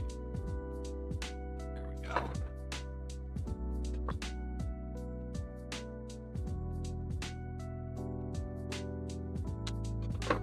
Glaring impact. Yeah. How much did the shelves cost you for those 4 rows?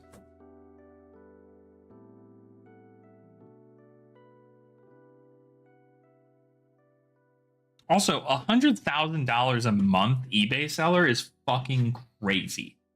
Like, you actually tell me to believe that this person is making $100,000 a month selling Pokemon on eBay? There's just no fucking way. There's just no way, right?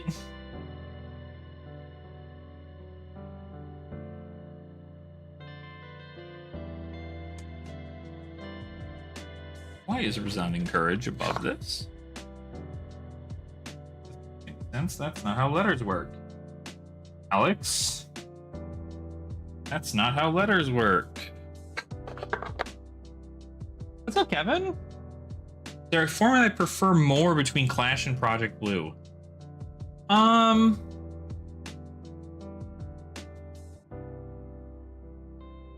Not really. I do think there are some specializations that do kind of tip the balance a little bit when it comes to Clash. But I think overall, the format's pretty okay and kind of gets the job done as far as like keeping that theme in it. But of course, there are ways to make the deck expensive with certain specializations, kind of like Glistening Steelblade, for instance. So it's like, if you want to play Dory, like you can play Dory pretty cheap in Project Blue because you don't have to worry about buying Glistening. But if you're playing Clash Dory, there's no reason you wouldn't not play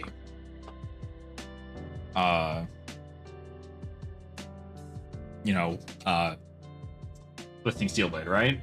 So I don't know. I definitely think that Project Blue's ban list is significantly more structured than ours in the Clash Committee. But I think it's just because we haven't been like so bold with that. We've just kind of gone like off of what we have. But I do think that both are good, and frankly, you could still easily play both without really like changing too much from one to the other, outside of like ban list stuff, right? 35 at the time I got it. Currently 250. Woo! A steal. We like to see it. We like to see it.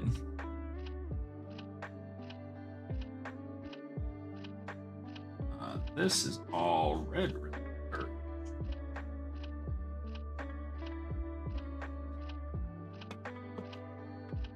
But yeah, I would definitely like to let me finish up this Light Warrior stuff. Then we can watch a YouTube video and hope we don't get demonetized by doing some kind of dumb, stupid nonsense.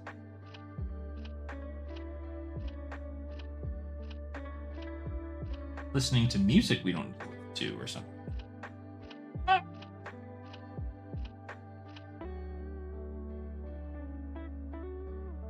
Okay, resounding and sounding.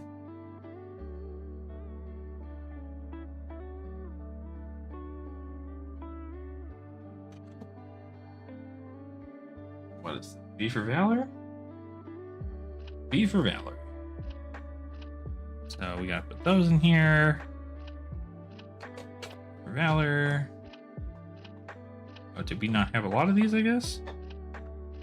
Always blows my mind when I see like a rare card in Dusk Till Dawn that I'm just like, wait a minute, why don't I have a lot of copies of these? Nobody's running this card. Only to come find out that it's like, oh, it's because it was a rare.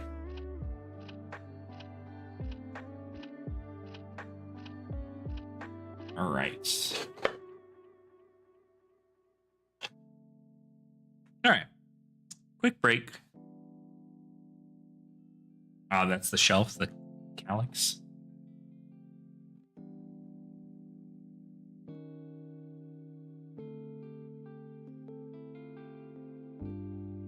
All right. Turn this off real quick. We're going to go ahead. We're going to check out this one here because this is the budget.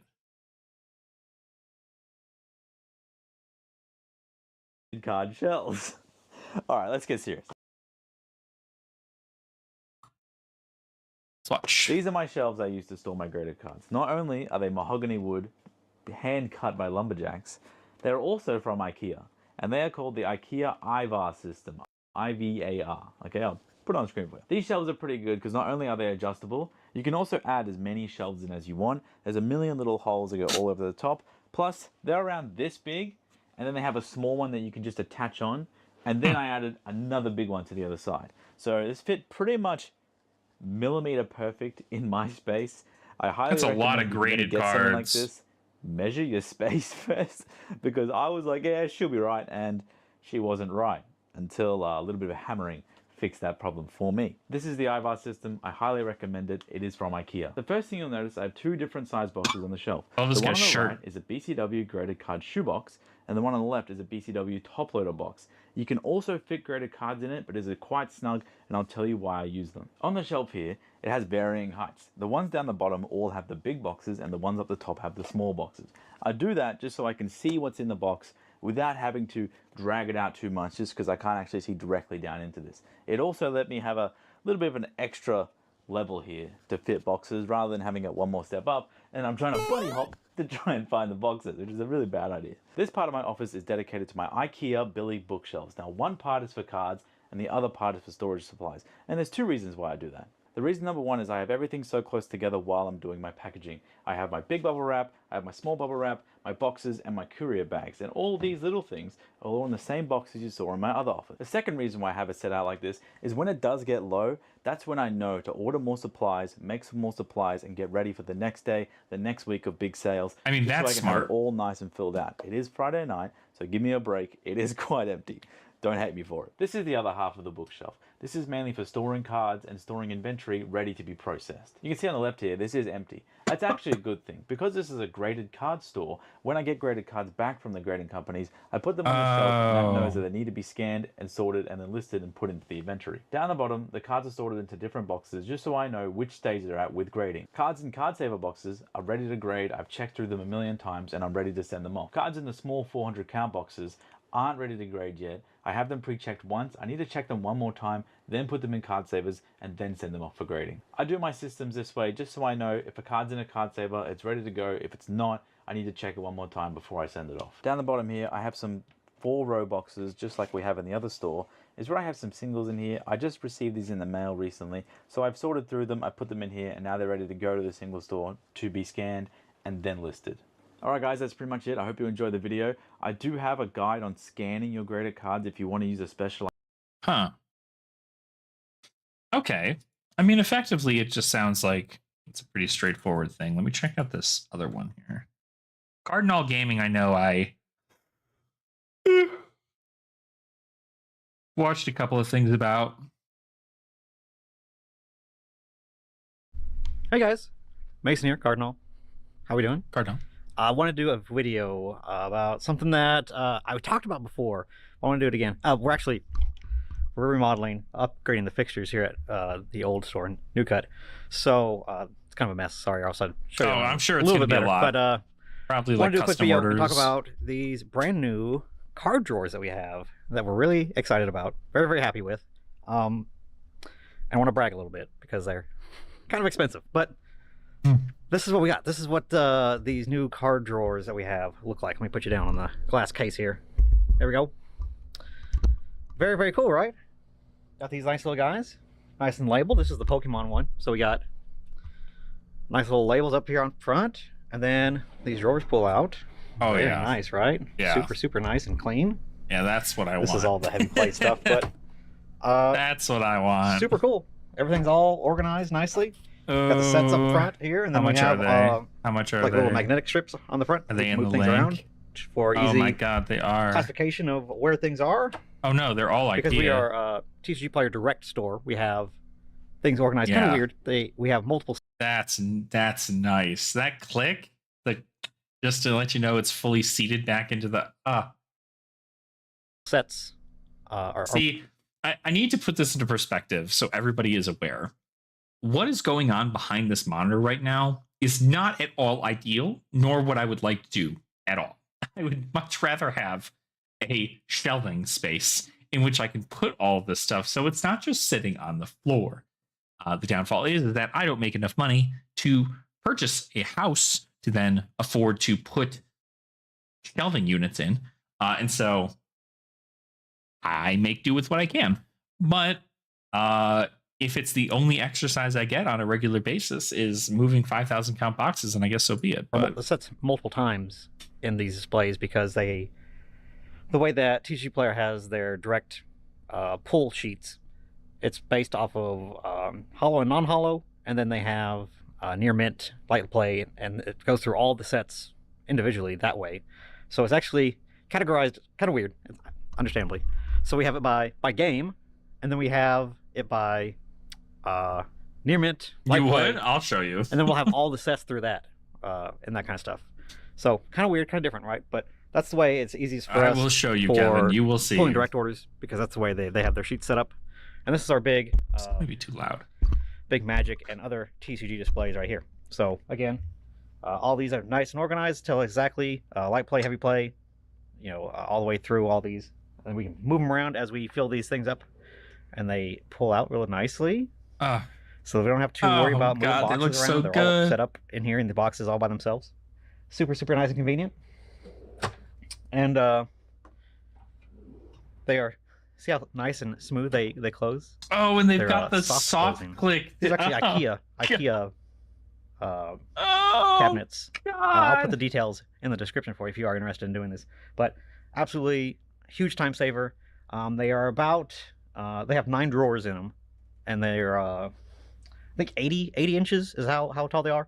But they are, Oh yeah, true. right around Yeah. $1,000 a piece. I forget this is a VOD that you can just go back and check. I'm sorry, how much? I think 80 inches is how tall they are. But they are right around $1,000 a piece, which sounds like a lot.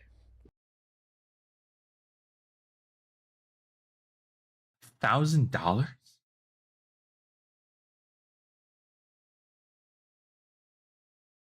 $1,000? I mean, don't get me wrong, right? This is, bar none, a business investment. Like, bar none. This is, in fact, a business investment. You can write shit like this off if you are a business, is what I'm saying. Like, you can make that happen. That is... Okay, so these are this size.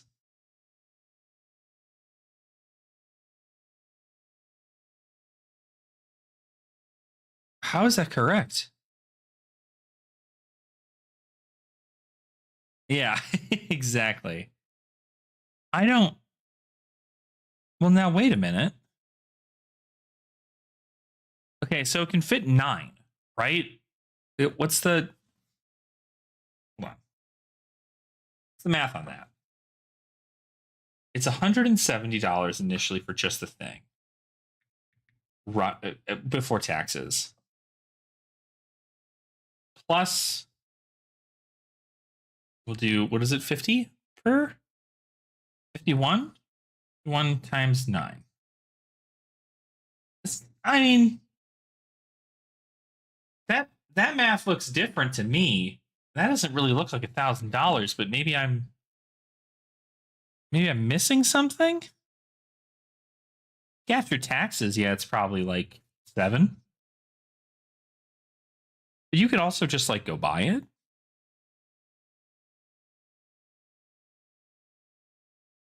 You also probably need like 80 inches tall.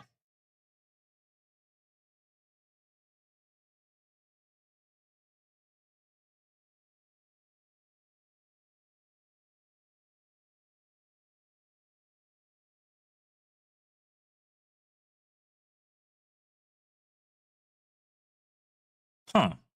And it's funny because like you sit here and you go, Alex, still $700 is certainly a lot for storage space, but like not when it's built like this. Like it's pretty good. Let me see. Realistically, here. But realistically, that's not bad because of there's different ways that you can organize cards, and of course we were just doing. If you remember the bulk video, we had gray and black shelving units made real tight, and then we had just bankers or the 5-row boxes put into those, and that's how we would pull stuff. It's just really a pain in the butt, really difficult. Getting boxes down, looking through them, putting them back in. This is nice and easy, where it does it all for you, and is nice and organized. It's behind the counter, so it's accessible for our employees. We don't have to have somebody in the back pulling orders all the time. Oh, so you think maybe this is 30 feet by 24 foot by 80 inches? No, I'm not dumb. Feet is 1. The math looks like 30 inches. So it's, I don't know why the fuck I'm not looking. It's right here. Height, 80 inches. That's what it says.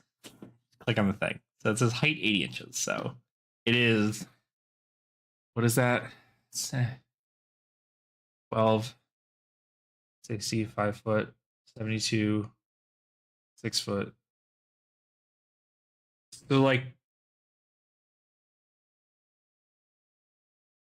7 3/4 inches, or 7 3/4 foot tall. So almost 8 feet tall. I mean, we definitely have 8-foot ceilings in here. For sure. It'd be a pain in the ass to get him in this room, though. Probably have to break him down and then get him in the room.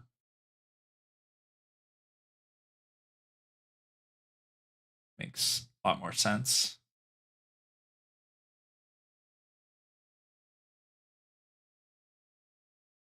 It's like, I'm not going to lie. Even if it's like, I get a drawer for each thing, like, I mean, there are bigger ones, right? Like, no, this is the biggest one this is the biggest one they sell. But that one's just taller. It's not wider by any means. You know what? I'm gonna finish watching this. We can just do it. Our front end employees can do it, which is nice.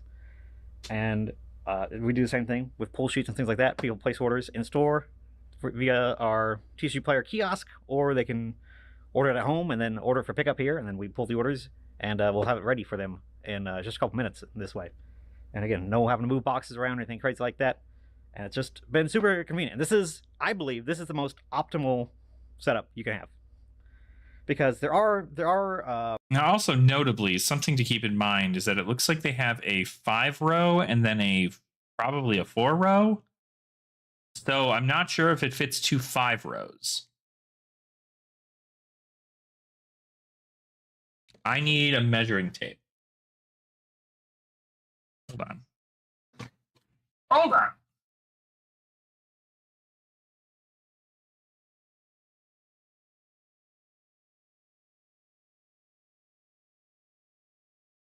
I don't need a measuring tape. Go to BCW.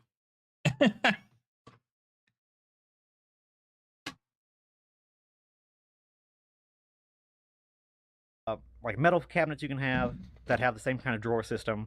They kind of look like a tool chest kind of thing, but they have, they're the depth and let me able to fit. Let me finish watching this before. Card boxes and store it that way. Those are super nice as well, but the manufacturer that did those was actually went out of business, or is currently closing, I believe, and so they don't make the drawers anymore. The people that like TCG Player themselves would put in orders through these people, and they don't do it anymore. So that's a bummer. And there's other cabinets, and again, there's just like multi-use or multi-purpose cabinets that you can buy, and dimensions will kind of work for what you need, but they're just so expensive. Shipping is expensive, and again, they're not like tailor-made for cards specifically. You kind of just have to buy one that kind of works and hope that it you don't forget about anything glaring without going on. So these really were ideal. IKEA shelves and drawers, and again, just kitchen cabinet kind of units. We went with these tower displays, but they do make some that are counter height, and you can have like a tabletop on the counter and then have the same kind of drawer system below those. Those are super convenient as well, but just to save our backs and things like that, we have these kind of high, and then we're able to pull these just directly this way, and not having to bend over or crawl on the ground or anything crazy to actually just access the card. So yeah, absolute game changer. And again, I think this is the best way to, if you're going to do mass amounts of cards, just buy these from IKEA. They charge you like a couple $100s to deliver. We don't have an IKEA close to us here, so we had to have them delivered and shipped to us. But if you have an IKEA close to you, I know that you can order them into the store, just go get them yourself. And they're completely modular, and you put them together yourself. Not very difficult. It's super easy. And the drawers are pre-made, so those come as is. But just locking in all the fixtures, and it didn't take very much time at all. And then as far as putting them into place and attaching them to the wall, and making sure they don't tip over, because the weight distribution on these These that are That's something I didn't think about. I don't know that I could even get these until I own a home. Because I would need to drill these into the wall to anchor them.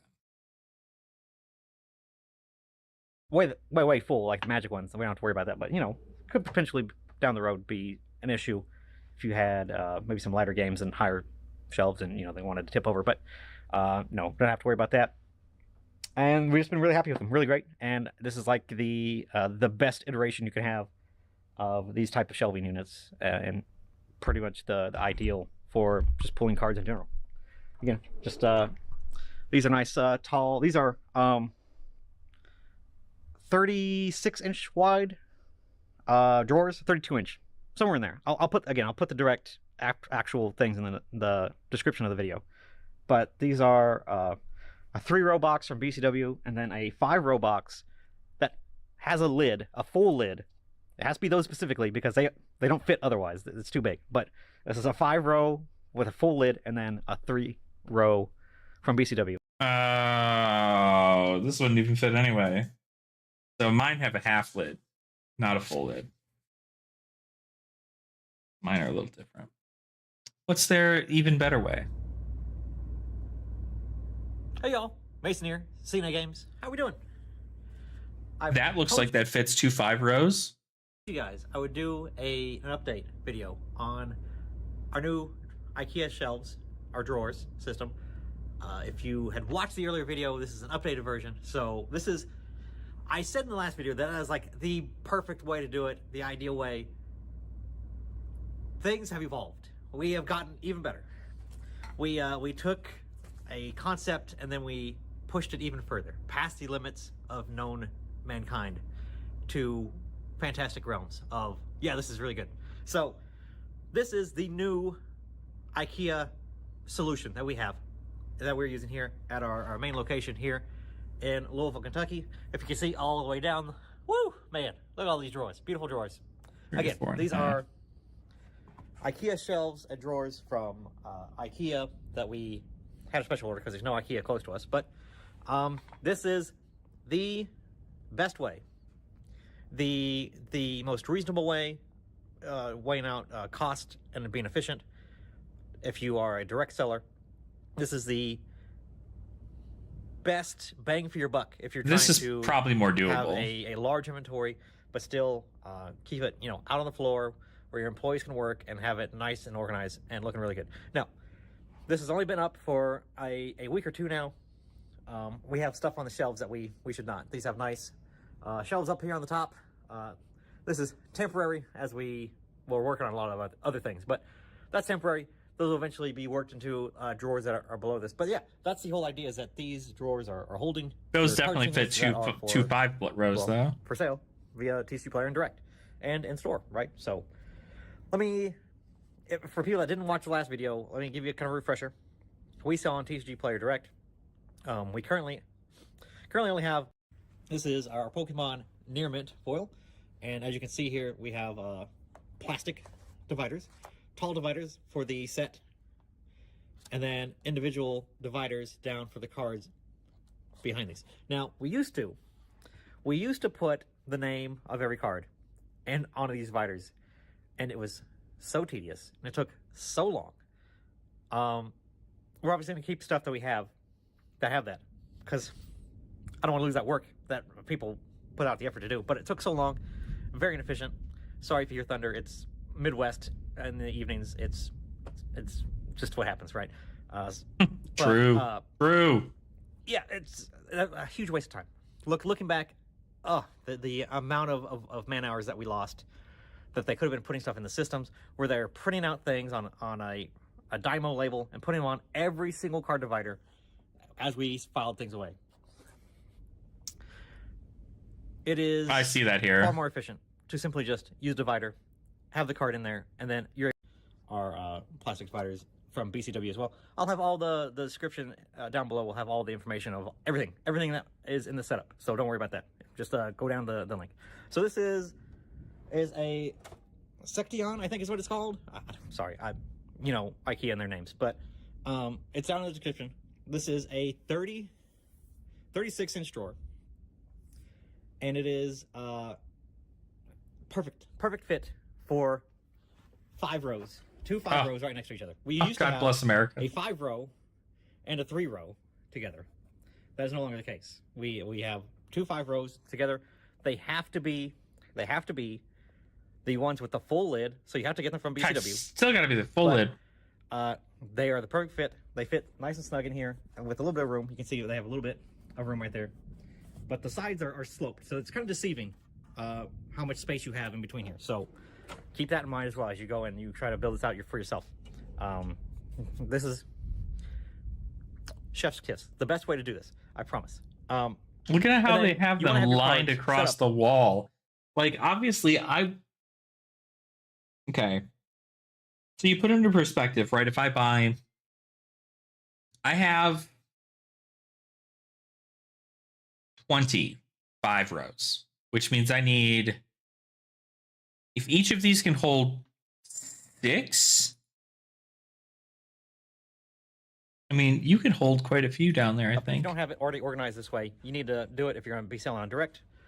Direct has a printout of every... You could add... So there's a world in which you can get 2 more shelves in there. If that's the case, I can have one, the 10, and the other 10. And be good to go on everything that I need for Fab right out the gate. But the cost for that is, it is $92 for this base cabinet frame. Notably available in my area. So let's do the math here, gang. Let's just say $100. Because let's be honest, after taxes and everything, that's going to be $100.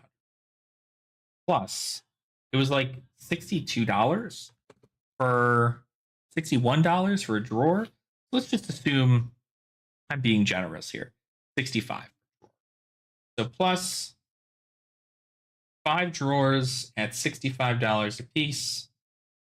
We are looking at $425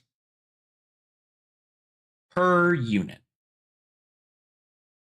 So instead of buying a case of high C's, I can instead buy a storage unit. Which in theory sounds pretty good. Again, if only I had a place to put it, which I don't. Not to have a place to put it. These ones also probably would not need to be anchored to the wall, although I think it's still probably best if that happens.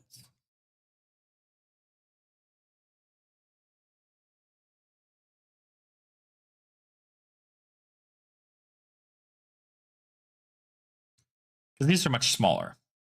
They're shorter. So, I don't know. Let's see what he's got to say here. CNA Games, Mason. How are we doing? Wanted to do a 6-month update. Right. Kind of Sorry for everybody who doesn't care about 1.5 times speed. Love these guys. If it's not already apparent, they're awesome. They're very good. Very, very happy with them. Happy how they're holding up. Happy how they're performing. Yeah, just don't really have any sort of complaints to them. I do have some questions and things I want to address for y'all. If you don't already know, in the description down below, there's all the specs for this exact setup that we have. You may want to modify or do things yourself. The only thing that you don't want to modify is the drawer size. The drawer size is 36 wide and 24 deep. It is made, well, not made, but it fits BCW 5 rows side by side perfectly. Yo, what's up, Jonathan? How you doing, bud? It fits these perfectly. Those are also in the description. Please, if you do buy them from BCW, click the link. It is Mason. I appreciate you. People have been doing that a lot, and I appreciate you. If you want to say thank you for the video and explaining the stuff and helping you out, that's the best way to do it. Buy some stuff from BCW. It doesn't have to just be those. It could be anything. And I get a little bit of kickback. Oh, that's right. That's right. I forget you live in this area. I don't do I was about to say. It's funny. Hey, thank you. What can I do to? Fun fact: when I was visiting Kentucky back 2023, back when it was a potential place for me and my girlfriend to be living, we actually went to Cardinal Gaming when we were out there, and it was pretty cool to like have seen it on YouTube for so long and then have been like, oh, here it is.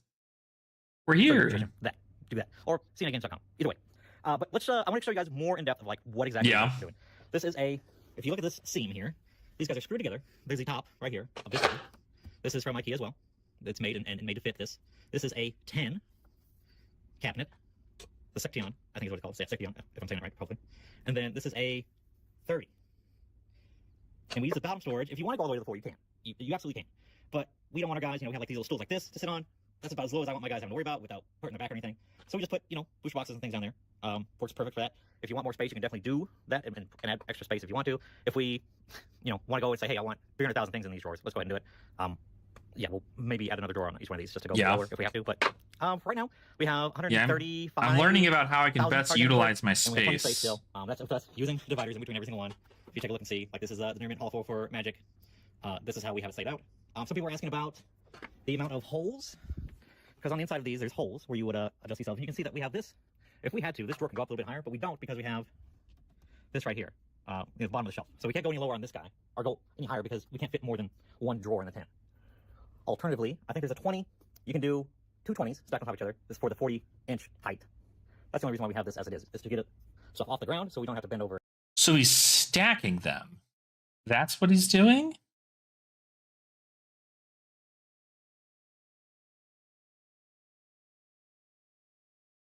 No. No, he's doing the same way that he should be. This is the one. So the shelves just kind of, I see. There's a different size. The shelves.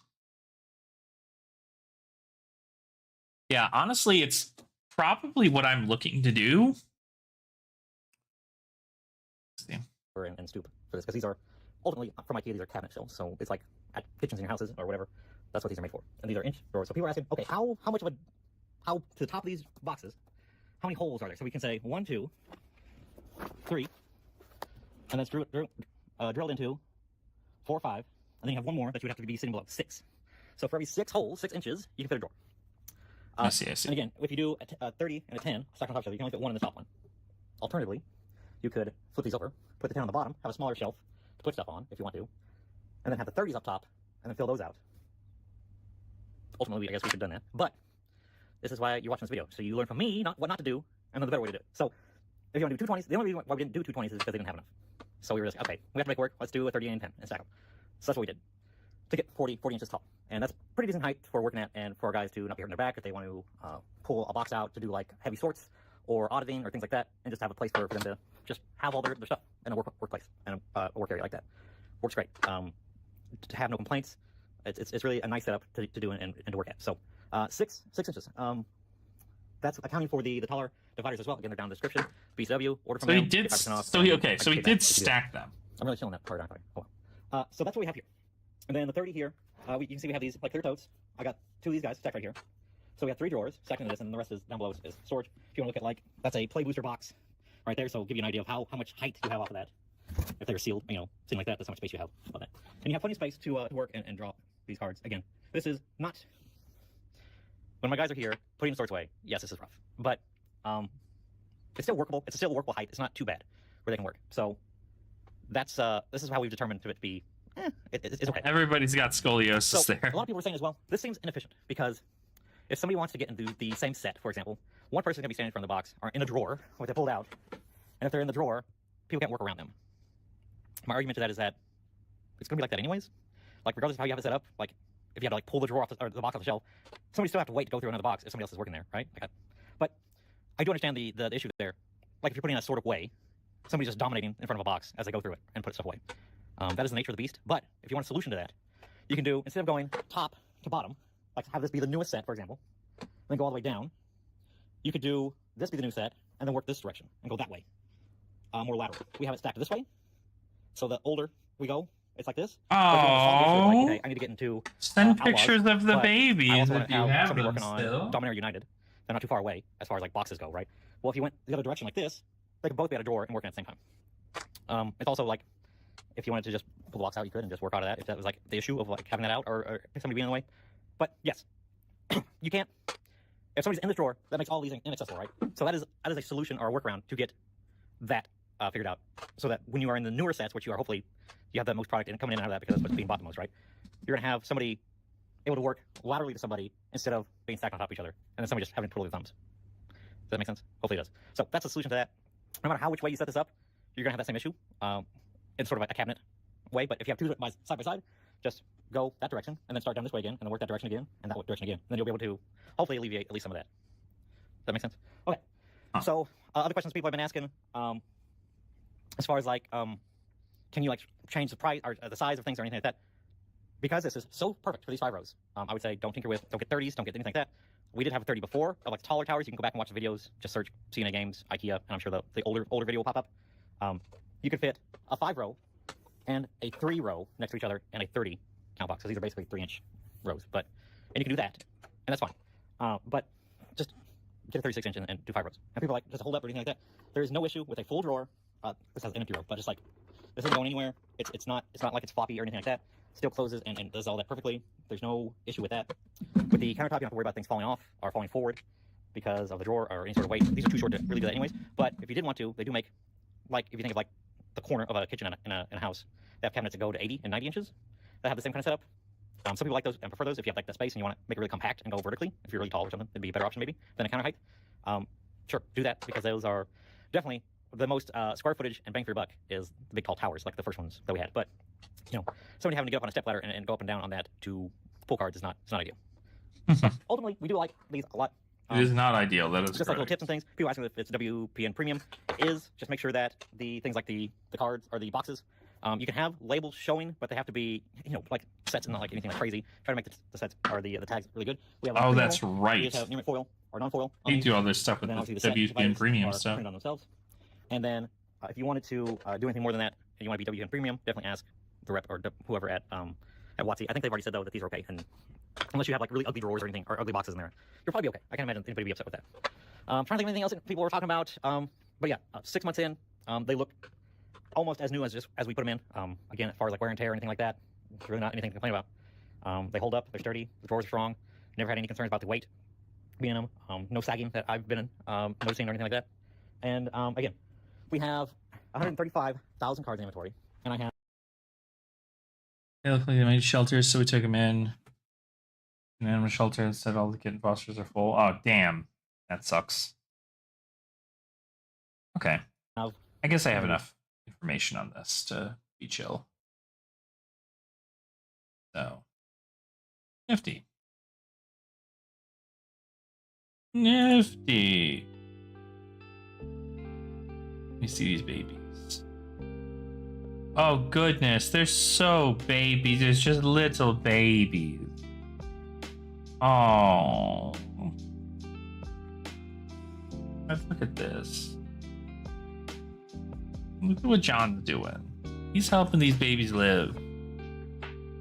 Oh.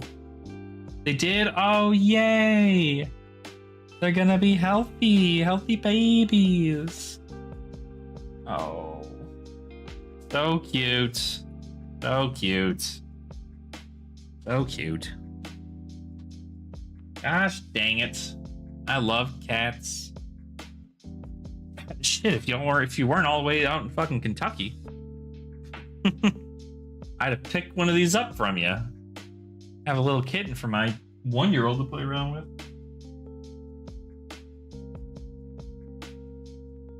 We have 3 cats. Drive our oldest insane. Oh, they're getting a little thing. Oh god. I mean, birth puppies and kittens. I've never done that before. Like, I can say that I have never ever, I think in my life ever, witnessed the birth of an animal. Never been there. So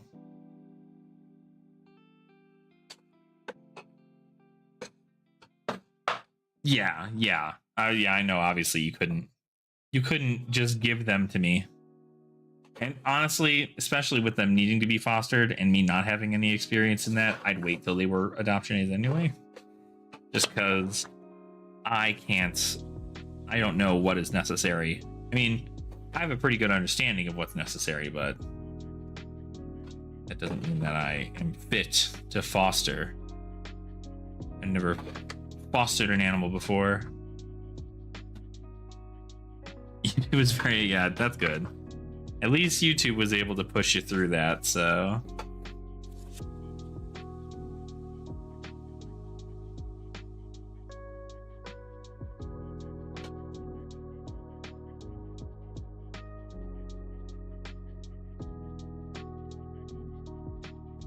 Yeah.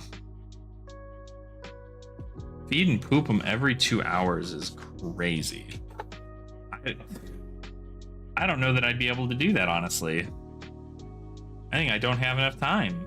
I'd have to just, like, not do anything else with my life besides literally take care of this animal.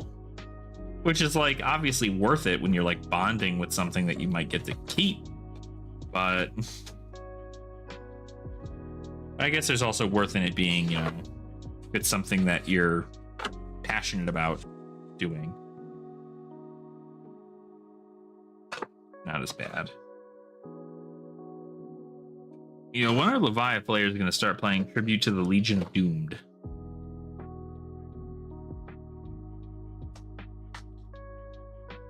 Right. Yeah, you gotta work their glands, right? Over here, the blue, red, yellow, and it's enveloped in darkness. Interesting. Blue. Why does it say enveloped in darkness?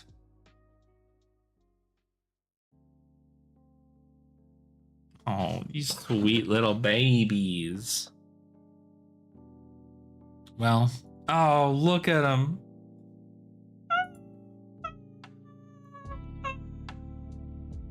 Oh, gosh. Oh, they're so small. I'm gonna cry. I'm gonna cry. Well, that's good. At least you have people interested now. That's the big boy. Oh, little orange cat. Orange cat. Orange cat.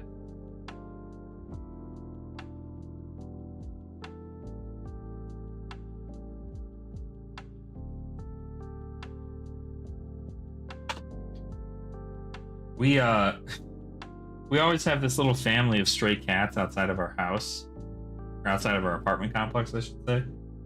And I'm always just like, oh man, they all look like such healthy, beautiful cats. And I'm like, if only I get to have one of those babies and keep them inside my house. But no, I can't do that.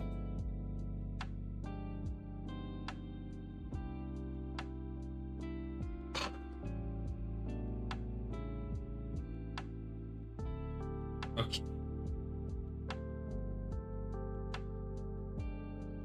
Oh, it's just enveloped. Where did all my deathly? This must be. What?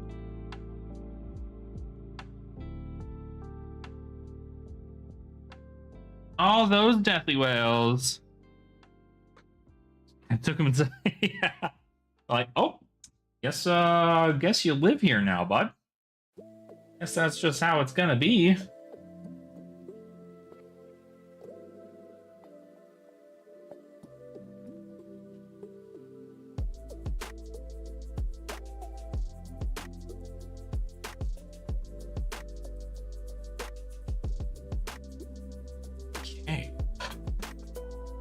We're getting through Dusk Till Dawn. We probably won't get to Bright Lights today. Because a bit eepy. Your boy is a bit eepy. But he's making his fucking round. He's getting the goddamn work done. All y'all here watching me, you know I'm putting in that work.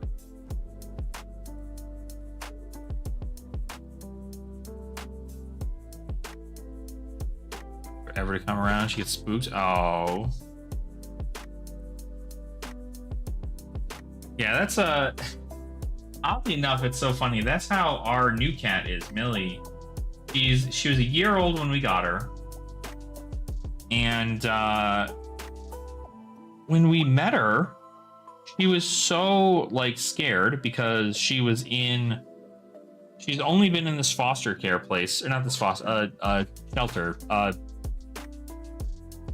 cat cafe, for like, I don't know, 3 weeks or something. Maybe not even. Like, I think it was less than that. I think it was like a few days she'd only been in there.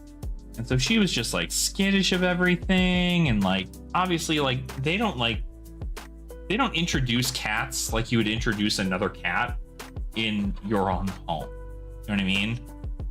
Like, you know, normally you put them in between a closed door and let them sniff each other under the door, like let them like get used to each other's like presence without having to look at them directly in the eye. Like, I mean, like, you can't do that at a cat cafe because, like, what? Like, how do you expect that to happen? You have like 20 animals running around the place in like a small area. Like, you can't have that happen. That's hard. But so like she was scared, and I was like, oh my gosh, she's skittish, which is fine. But I was like, oh, maybe she'll be skittish around people too, which like might not be ideal because we do have people over frequently. And I went to go give her a pet, and she like immediately flopped over. She was like super, super snuggly and wanting more pets, and was loving the attention. And I'm just like, that's awesome. This is what we want. Even though she's a little shy, maybe she'll get her some time to get acclimated and do that whole thing. And then we brought her home, and she's like a psychopath. She honestly gaslit us. She lied to us from the get-go. She was like, no, I'm actually insane. Definitely not bad. She's very, very scared of everything still. But it's more like in a weird, like, I want to figure out if I can kill it kind of thing, as opposed to like not kill it. She doesn't do that to our oldest cat. You know, she's not just like hunting it. Yeah, literally, that's it. That's what it was, Pockets. She was just like, oh, I hear you're a dink family and you can afford to lavish me in riches and cat treats. Like, by all means, sign me the fuck up. And she was in, and she doesn't like being pet. She rare, and I shouldn't say doesn't like. Ooh, whoa. Yeah. No, that's right. It's not that she doesn't like being pet, it's just that she does not like being pet for a long period of time, because eventually she's just kind of like, yeah, I'm done with this, and then leaves. Like, she doesn't try to attack you, but, you know, I didn't buy a fucking animal for it to ignore me. I didn't buy a goddamn animal for it to ignore me, Millie. But something I've noticed, and she doesn't know I know, but she ends up sleeping in every single room that I'm in. She always wants to be in every room that I'm in. Not on my lap or cuddling with me or anything, but like in the vicinity of the room in which I am in. And I'm like, that's fine. It's like, this is enough for me. As somebody who's never owned a pet previously in my life, this is fine for me. I can take this. Can I put all of this in here? I don't know that I can. Let's see.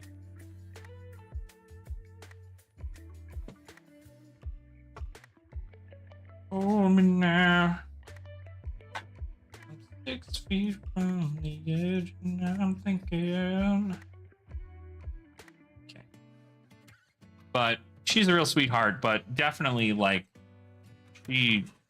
I'm wondering whether or not she was like a stray, or if her parents were strays or something of the sort. 'Cause she's got like big hunter energy. She loves hunting things, and I just got to be like, girl, you can't be doing all that shit.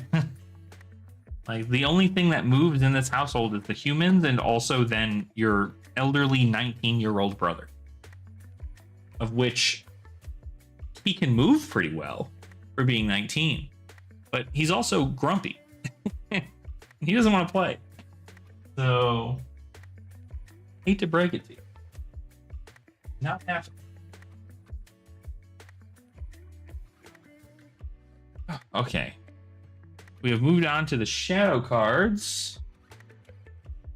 I think we'll be done. It looks like we're fitting everything in this box, which is nice.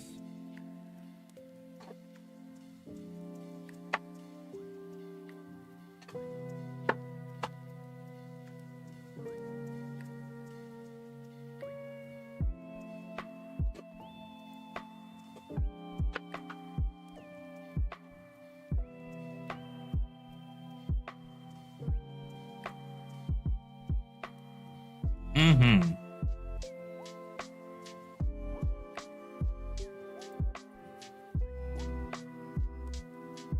She definitely does not bite. Sometimes she will, obviously, if we're playing with her, right? She'll get a little rowdy and, you know, kind of nip at us, or she'll latch her claws onto my arm, which, I don't know, like, I'm very healed for what it's worth. You can tell it's been a minute since I've gone to like actually try and like roughhouse with her, but we definitely need to cut her claws at some point. Or I should say clip her claws, not cut them. Or I guess it's all the same. But yeah, she loves playing around, and she loves toys. She loves toys. So part of me is like, did I get a dog? Like, did I just get a dog? Oh, well, good. I had a feeling. I don't think there's ever a doubt in my mind that she hated us for any reason. It's just like, I think it's getting used to the difference, because our oldest cat, Bubba, who's 19, he is so like lovey-dovey, like he wants to be on your shoulder all the time. You guys have probably seen him.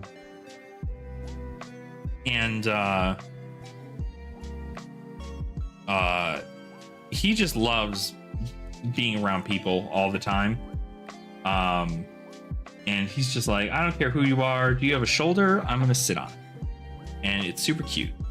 But he doesn't do a lot of like crazy like toy playing around or anything. He'll usually, if he gets like too riled up, he'll kind of do one of those like very soft bites. And I'm just like, all right, that's fine. Like you let that out.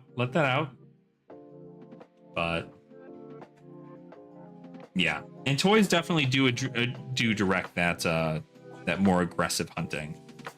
We have a laser pointer that we use with her, and she loves that thing. I mean, you should see the speed on this girl. She is like one side of the room to the other in like Mach speed, and I'm like, damn, like you just built like that, huh? You're just built like this.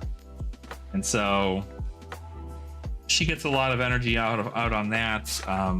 We also, the other thing is, and notably, of course, I am aware that this is the way it should be, because toys are meant to be broken, because it'd rather be that or your couch. But she just like absolutely wrecks every toy that we get her nearly. She just like always is taking out her, like, you know, she's like getting real, you know, obviously aggressive with the toys. And so I'm always like, that's fine. You know, I'd rather it be the toy than me, or, you know, her brother or any of that. And that's kind of how we've gone through that. But she's really good, and she's really, really cute. She's like crazy cute. I'm definitely very, very happy that we found her when we did. Because it's funny because we talked about it, that if she was a year old when we bought her, it was nearly a year, like, to the date, unplanned, for the record, but it was nearly a year to the date that we lost one of our other cats, just the year before. And so it was very ironic that this 1-year-old cat who exhibits probably like 90% of the same mannerisms as our previous cat was brought to us. And so I was like, hell yeah, this is a W. Like, we got this. And so it was real cool. And I love her. She's a sweet little baby, even though she doesn't cuddle with me at night like I want her to. She doesn't like being held. But I get it. I respect her boundaries.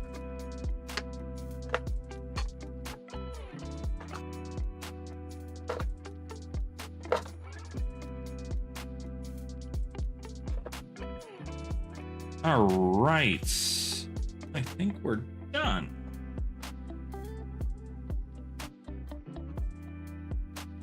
Cool. All right. Now, what is the rest of this? It's all out of order. I'm not really out of order. Armor I can fix.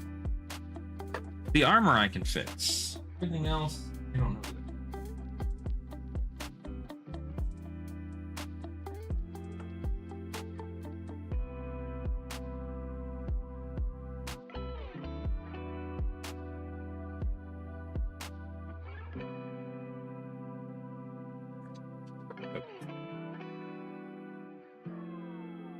Four generations, 7-year-old. Surgery didn't save her, died in my arms. Oh, that's so sweet. Yeah, it was really like, I mean, obviously, like, we can get like deep into it, but like, I definitely am very thankful that I got to live the years that I did with that animal, with Honey. And you know, the experience I had, because that was the other thing. And also, I don't think I'm going to cry, but if I do, just know, because we're talking about the thing, and it's fine to cry. But effectively, like, experiencing that for the first time, because again, I've never owned a pet before.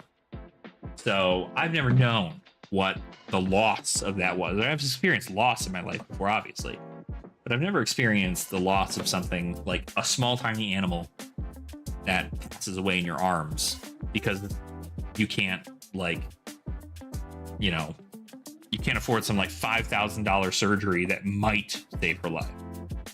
And so it just kind of comes down to like, all right, there it is. But it was an important life lesson, and I'm happy that it led us to having Millie, because she's a sweet little baby and I love her just as much as I loved Honey. I don't plan on changing that.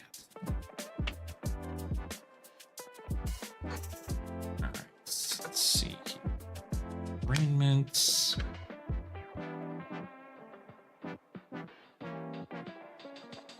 That's... So I closed my door because my roommate has a buddy of his over, and him, my girlfriend, and her are all working on their fursuits for Ren Fair. Not Ren Fair, I'm sorry. For Denver, which is a furry convention that's coming up here in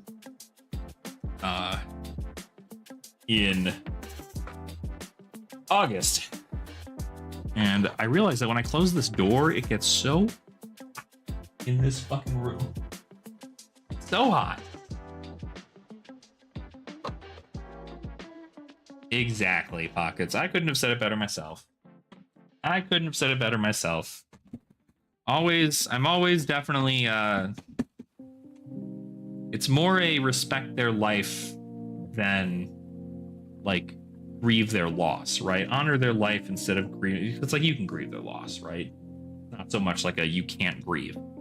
But it's, you know, usually it's more important to remember that their legacy, like, lives on with you so long as you're there to continue to, you know, be there for it, right?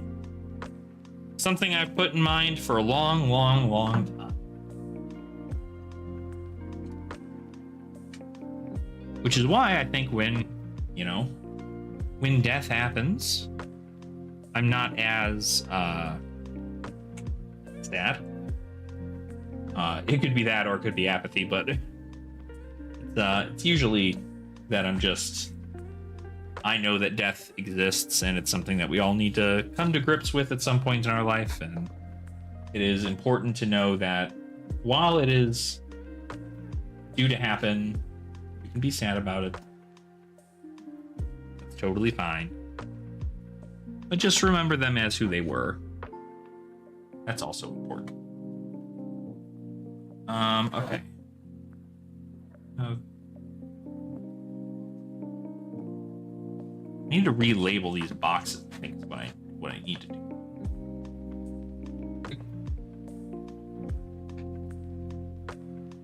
Actually done with dust.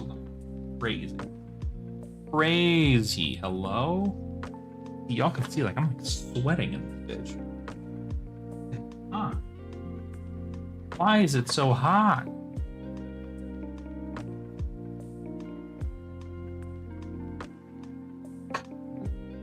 Yeah. Yep. It's funny too, because, like, I don't have children.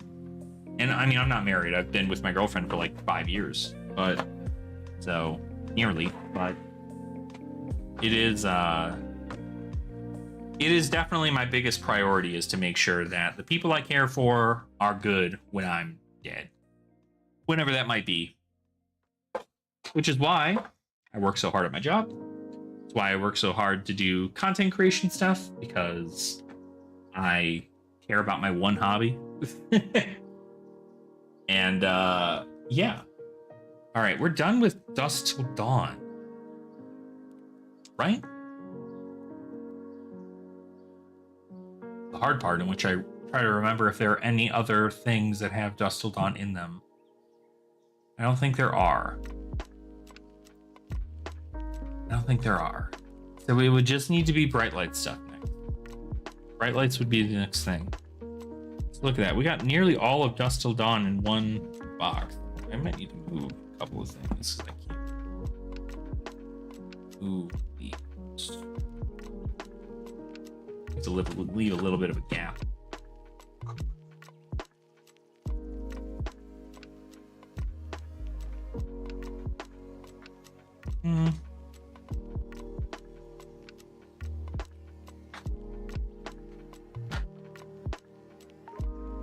Let's see.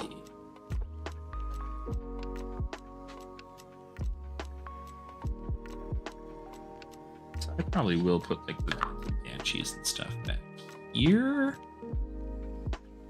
Ah, shoot. Oh, come on. Ah.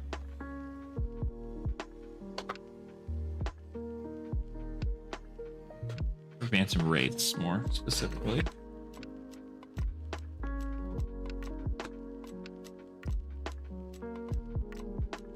There we go. Just move these over a little bit, give some room to the rest of the box. That way I don't have to get kind of crazy with it. What's this one here? Hidden Scream.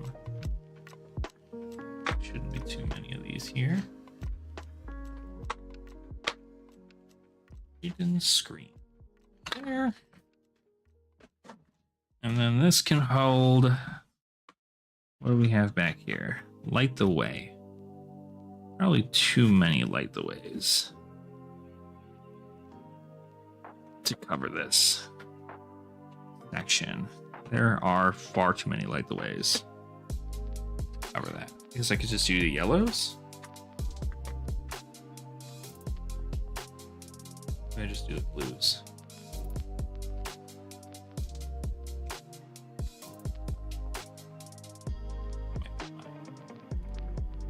Like a lot of room in the back here for this.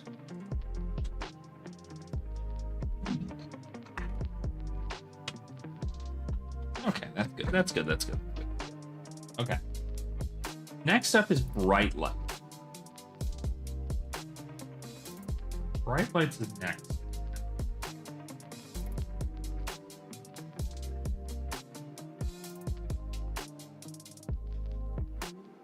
I don't know. What do you guys think? If you had a set that would suck the worst to sort, for those of you maybe who have, what's been the worst set to sort? I think if I were to choose a set to sort that I'd hate the most, I think it actually ends up being heavy hitters, oddly enough.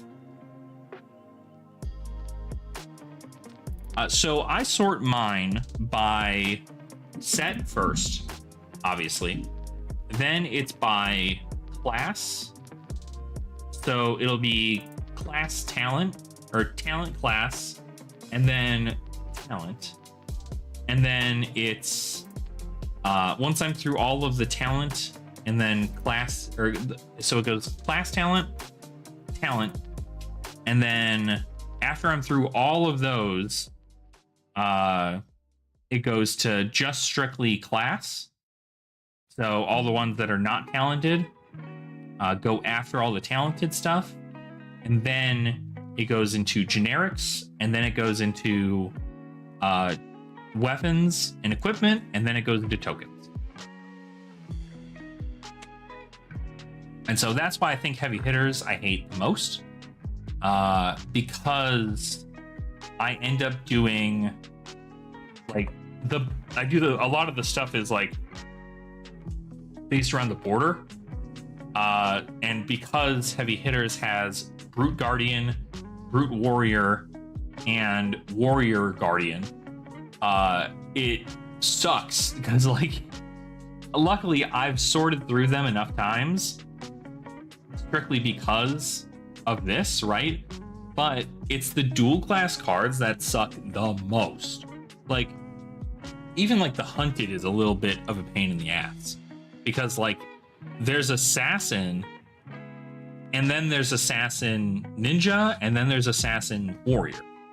And I don't put them in that order, like assassin and then assassin ninja and then assassin warrior.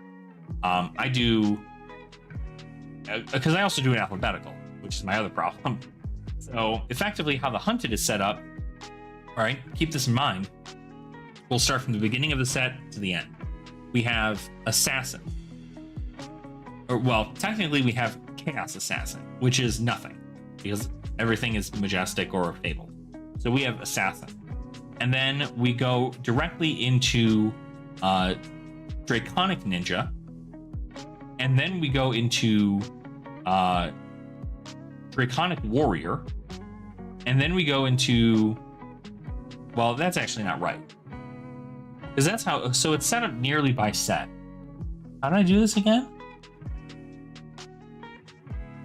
So in a perfect world, it should be assassin, draconic ninja, ninja, draconic warrior, warrior, and then the dual class cards. So assassin, ninja, assassin, warrior, and then, well, I guess it'd be draconic after all that other stuff too. So I think how I have it set up personally is I have it set up as draconic ninja, draconic warrior, assassin, ninja, warrior. No, sorry. It's late. Draconic ninja, draconic warrior, draconic. And then it's assassin, ninja, warrior. And then it's dual class. So assassin, ninja, then assassin, warrior, and then generic. And then token, or and then weapon, equipment, then token. That's how I have it set up. So, yeah. But there has been a part of me that has been like, I might just make... I almost thought about like cutting the entire set section of this all and just keeping everything by class directly. Like, not even worrying about the set, just instead worrying about the class. Because that probably is so much easier to find. Like, just keep talented of the class in front and then the class stuff behind, and then do that all the way until you hit generics, and then you can put all the generics in the same section, so you don't have to look through your WTR stuff for Sigil of Solace and then go look through your hunted stuff for Sigil of Solace. Correct, yes. Currently, I don't sell on TCG Player. Obviously, with the boycott and everything that's happening, like, I mean, TCG Player and eBay are kind of but it is, I think the reason because I don't sell these that frequently, really I just look for them for locals, or I'm building sets off of them, or building decks off of them. So I think my real thing here is that I want to, I'm mainly using it for the purposes of making these decks for our locals, just to like give out to LGSs so they have something to give out to other players. But I would like at some point, theoretically, if I could get the space again, I'd like to set up a printer so I can print stuff. Maybe even set it up right here, set up a printer. And then that way I can print out things for like shipping labels and things like that. And I can get back into doing card shipping, because I like that. I enjoyed that a lot. The difference is that, one, I like selling this on TCG Player, right? Maybe not that. Selling like a red Phantom Wraith on TCG Player, it is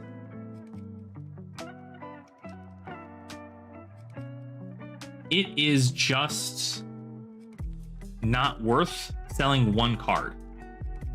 That's why personally, if I were to sell anything from any of what I have, it would be like common and rare playsets. Like, I organize them and then I sell the common and rare playsets for X amount of dollars to new players who want to do it, right?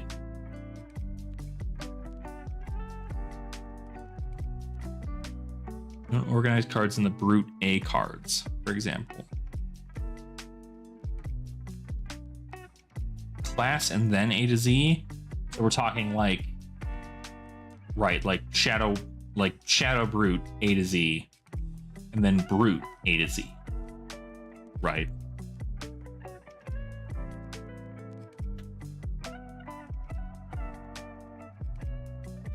Yeah, I mean, Jonathan, I don't know if I showed you, like, this is my M binder.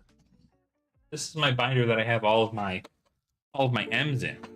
So like, y'all can see, y'all can see it.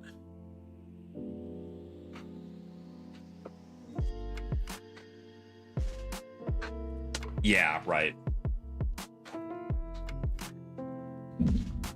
5 binders, but yeah, like, this is my bind. Obviously these are just like heroes. Effectively what this is really is, this is my like playable binder. So we have this, but this is like everything that I have as far as these things. Some things are taken out because I'm using them for decks. Like, this is everything that I have for M's and L's in a binder. And like, it's just like 3 copies of these in here.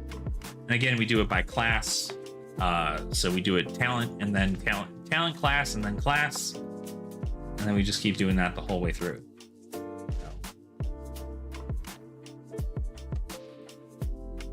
Exactly, yeah. It's all for building decks and stuff. But yeah, this is my bind. I found out recently, because I was looking at all my like playable stuff. I was like, oh, okay, cool. Like, what do I have that's playable? Like if I considered all of my cards that I play with currently, how much do I own? It was like most of the stuff that I have, I think it ended up being like $6,000 or something in cards. And I'm like, no, that can't be right. That can't be right. It couldn't be me. It couldn't be me.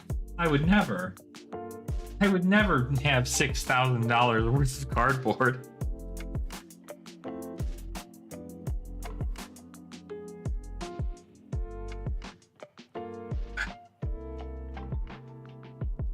Selling TCG player with level 4 can say CR does help sell cards when people are looking to buy one from one seller. Keep shipping at 99 cents, you'll always make a minimum of $1.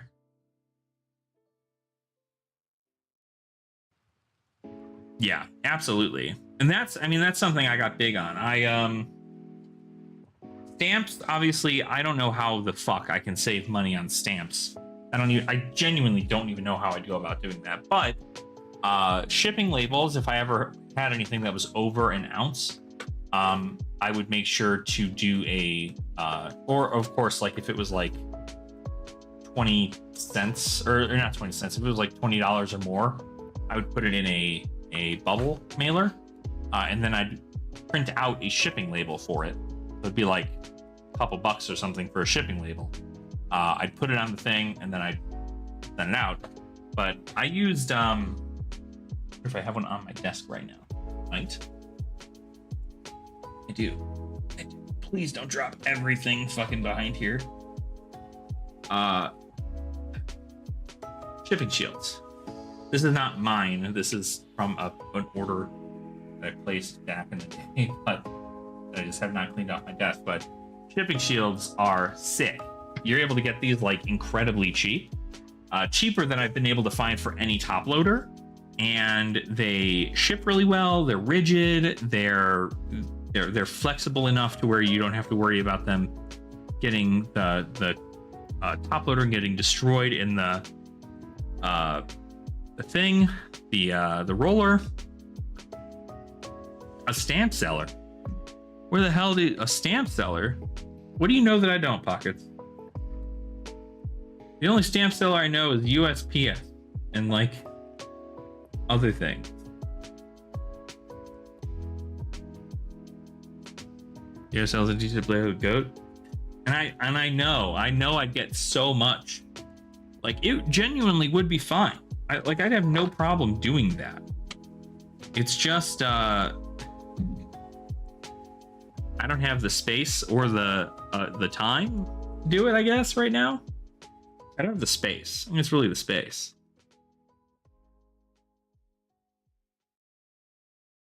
Yeah. I think that's kind of where there is a big benefit to selling CNRs on TCG Player, is because like the stores that I go to mainly out here in Colorado, they actually don't carry any cards that are under $5. Like Flesh and Blood is like real different because they don't really have like a full binder of like Flesh and Blood stuff, but most stores just don't carry the bulk. They don't keep the bulk on them. Some do, but it's like unsorted. Nobody looks through it. They effectively just open a box, put something in the set, or put something in the bulk box, leave it alone.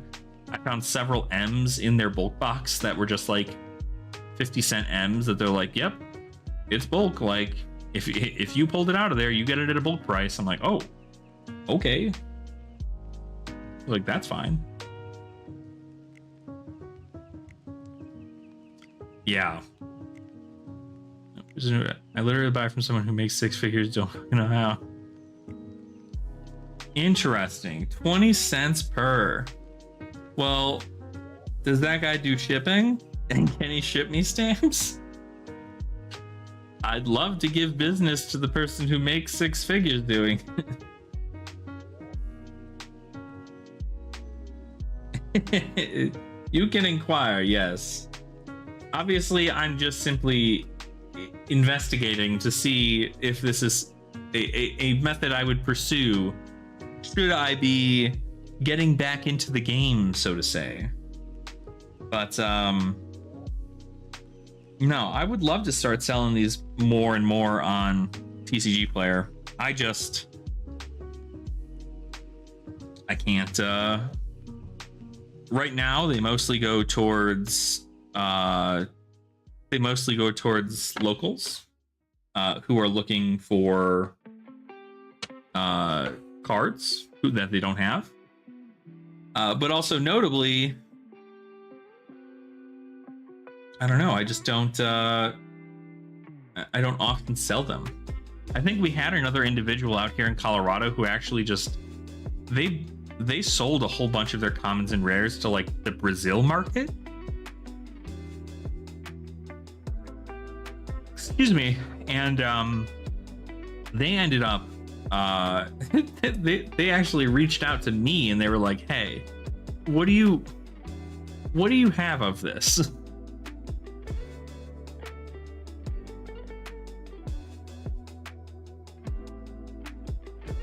Yeah. Now, would you? I mean, obviously, you don't have to dive too deep into your stuff, and of course, we can have this conversation off camera. But would you say that the CNRs that you sell, based on the time and the cost to do that, to ship everything, is profitable for you? Like, do you see genuine profit, or is it kind of like it's just kind of as a little bit of additional income kind of deal?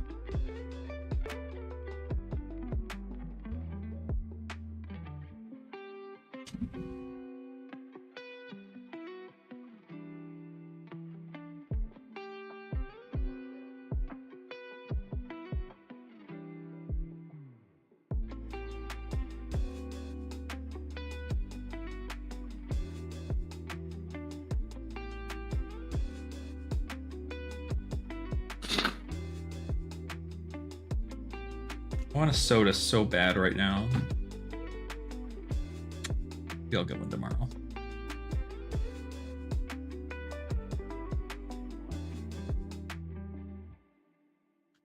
Sales for Majestic Plus, but alone doesn't make money in comparison to Pokemon. Definitely not a waste. I see. So do you... I guess that'd make more sense. You sell your bulk commons and rares to buy Majestics. You essentially are just buying up with what you've got, and then speculating on Majestic sales. Because I'd imagine, I mean, God, you can only imagine if 50% of the commons and rares that I have can be turned into bulk Majestics that I can speculate on, or that will eventually, decide to jump in price. A lot of money to be made off that. Because I'm not gonna lie, I don't know that I would ever sell a Majestic for under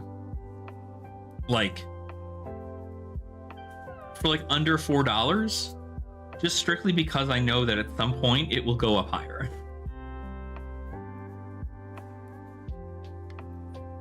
Then the rest goes to TCG Player. Oh, okay. Gotcha. So it's essentially locals come first and then get out there. That makes sense.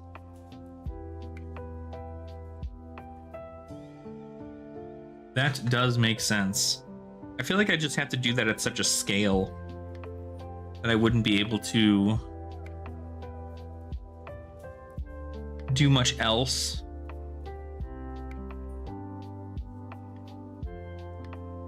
Well, not do much else. I'd probably just make it a YouTube thing.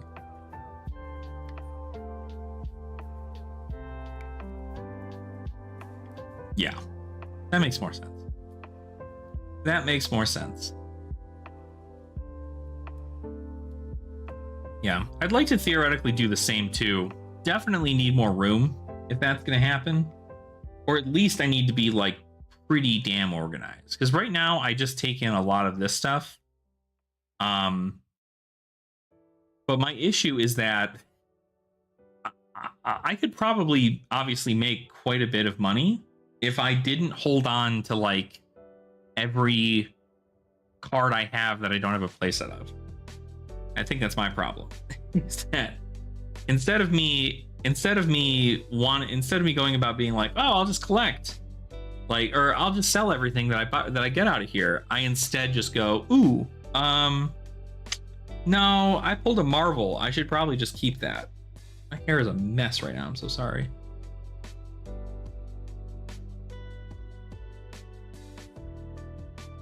Oh yeah, no. I mean, we have a huge Flesh and Blood community here. Huge Flesh and Blood community. So it is very active. And notably, I know that we have like, I don't know, the one thing I would need to know. I do have a go-to guy around there for new set stuff. He's kind of doing effectively what you're doing, but for most of Colorado. But he sells sets pretty cheap. Like when you like cases, pre-release cases are pretty cheap in most cases. But I also would like to know how I can go about getting distro pricing, because if that's really it, right? That's when I know that I can like fully commit to something like this, if I can get distro pricing. Because if I can get distro pricing on boxes and I can buy like, even if it's like 3 cases worth of stuff, I can crack them all open, sell the singles, keep any additional, stuff from my master set that I want to keep, and then be good to go.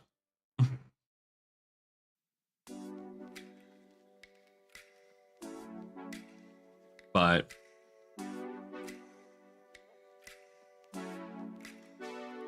again, this is something I might want to like get a warehouse for. Get like a brick and mortar, which I of course don't have the money for.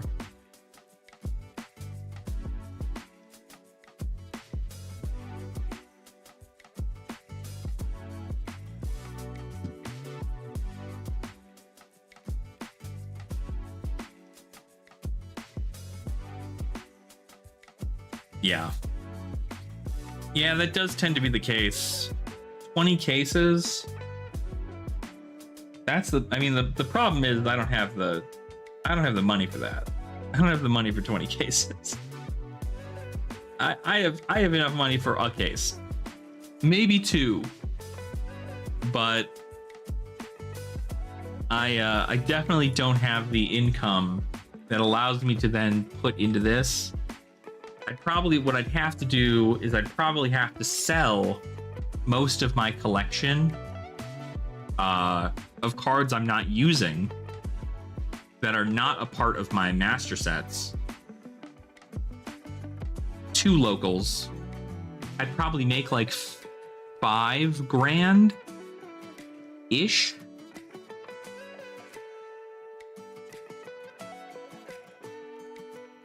Yeah, I think that'd have to be the plan. Is to do 3 to 5 cases, then I just have to sell everything, make money. Because 3 to 5 cases, that's about right. Because even 3 cases, you can make a decent amount back, depending on the hype for the set.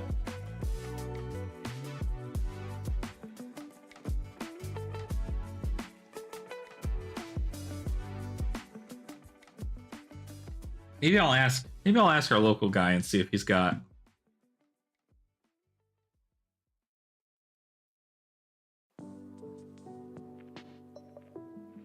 Yeah, that's right. I was forgetting distro prices. That makes sense.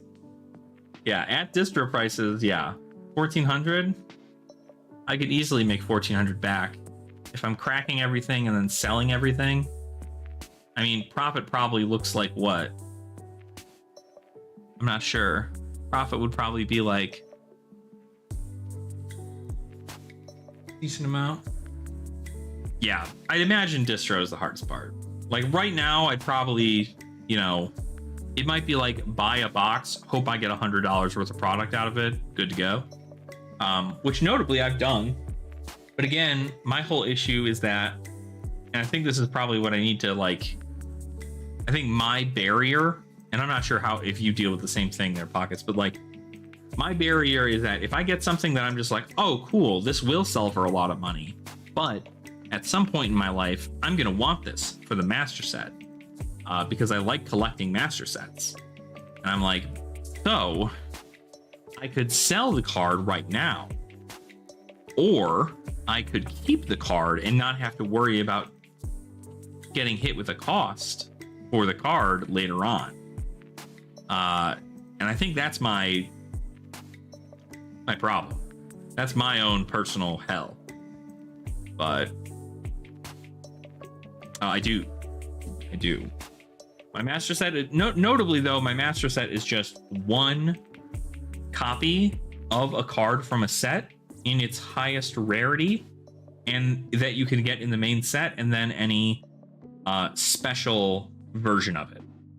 So for instance, if it comes in rainbow foil and cold foil, like the legendaries, I want both.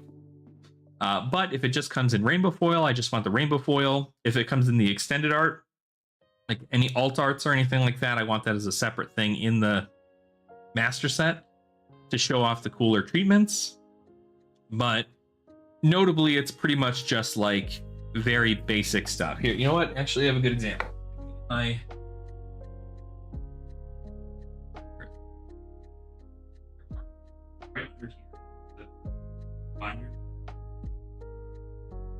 Parts all over it.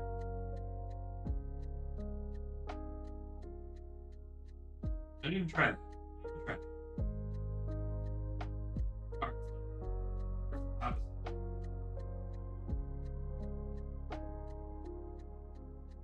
Over here, like, oh yeah, let's move this. Got all of these parts. Surely nothing bad, right?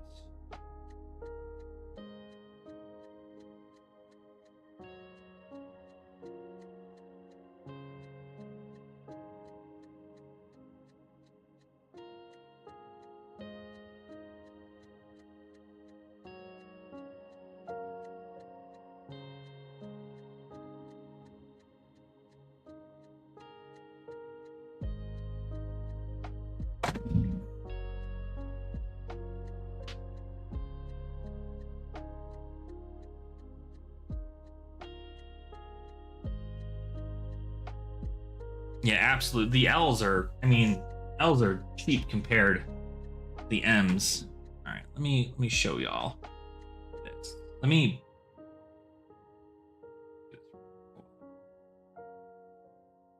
Just so I can move the camera and y'all don't get any kind of motion sickness.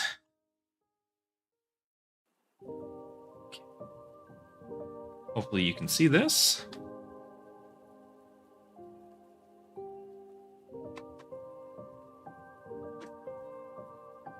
So effectively, and I have this for the record, but effectively what I want is I would like to have a full master set of the cards in their rainbow foil. Tokens come in there as well, just because the tokens, but those are obviously like $3.99.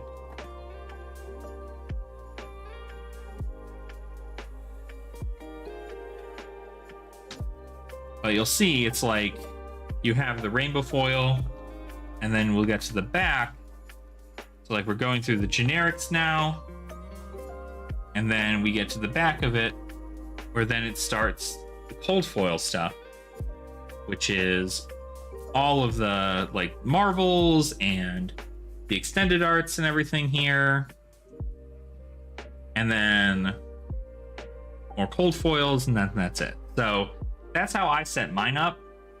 I could theoretically set it up to where it's the max rarity of each thing within the set. I just feel like that kind of like looks bad in here, but again, it does, I mean, it saves me a little bit of money if it means that I can sell the rainbow foils so I can keep the cold foil, you know what I mean? But I'm gonna do this again. Move you back. Move you all back. Yes. Yeah, as part of the master set, I do want Marvels of the Heroes. Which is, again, something that isn't helping. So I think that's really what I got to do is when it comes down to like actually doing this as a business, the money that I make in profit, yeah, is probably due for that. Because that's really it. I think that's it, is that selling the new set for the first like month and a half, 2 months is like really good.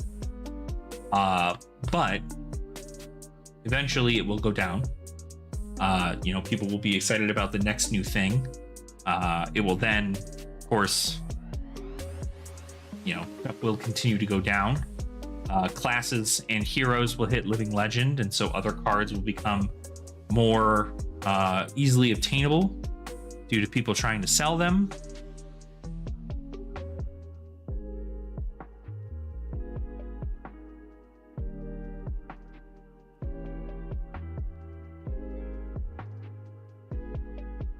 So yeah, definitely something I gotta look through, because like, again, I have a lot of stuff for my master sets and everything, but it's really like, if I really wanted to be honest, it's probably this. Like, it's this thing that has the most in it in total, because this has got all like, you know, a bunch of white border legendaries. It's got all these other things in which like I don't have any copies of, and so if I'm trying to get like a playable play set, and then which is all like the non-foil versions of stuff, and then the actual master set of the set itself. But I think at the end of the day, it's costing me more to do that, because then all these cards that I buy or all these boxes I buy, whenever I open them, you know, it's not like a, oh cool, I made X amount of dollars. It's, I made that amount of money if I ever sell these cards, which probably won't. Yes, our local does have a Discord. There's a whole listing channel and everything for it. I don't personally sell on there just because I have not done a lot of selling. But I do have a lot of stuff to sell.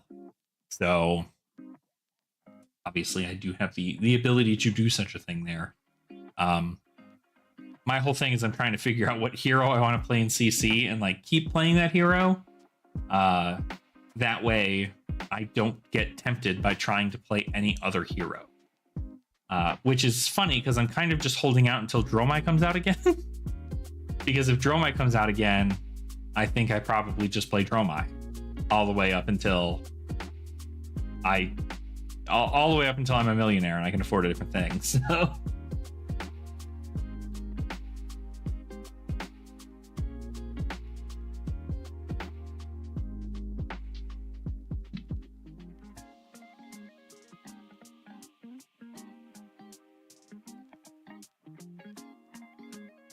yeah. Hell yeah, Dromai. Hell yeah, Dromai.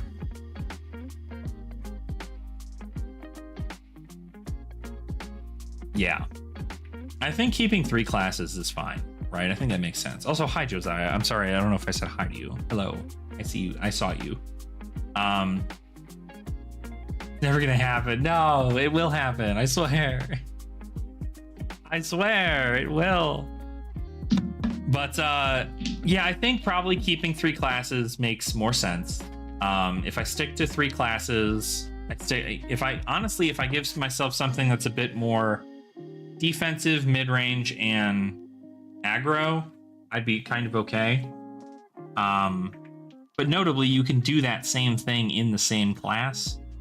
Like Slippy's aggro, whereas like I think like Mario is probably pretty like mid-range. And so, you know, then you don't need to do anything there.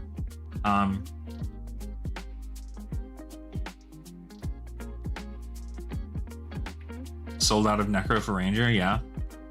Thought of Necro for Ninja. Oh, I see. Yeah, I think I'm definitely Assassin, Runeblade, and I mean, like, in all honesty, with the fact that Necromancer is going to be allies, it probably should be Necromancer.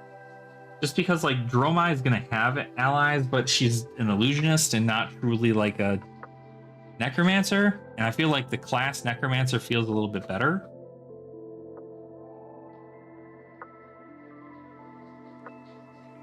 I was Assassin, Runeblade, and Warrior. Assassin and Runeblade easily sold. Yeah, Assassin and Runeblade are probably two of the most popular classes. Next to Necromancer then, right now. But I don't know.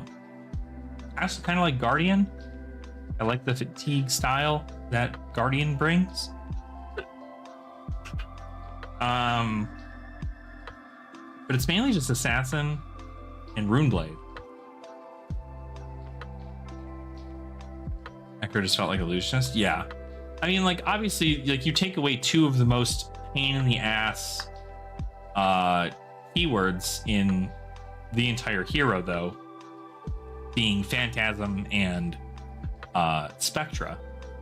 So definitely is it's rough because I would consider Dromai to be more like a Necromancer than I would the Illusionist class to be like, or than I would the Necromancer class to be more like Illusion. And I think it's just because of the amount of different allies you could bring out. That level was much more bring back creatures from the dead and a lot less create these crazy powerful dragons from legend, right? Like, I almost wonder if they did the same thing that they did with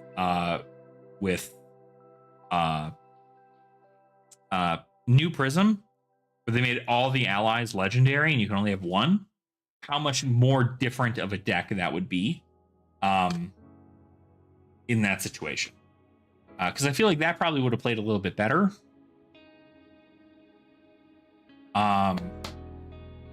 But I definitely think that, like, Necromancer obviously is going to be allies and allies only.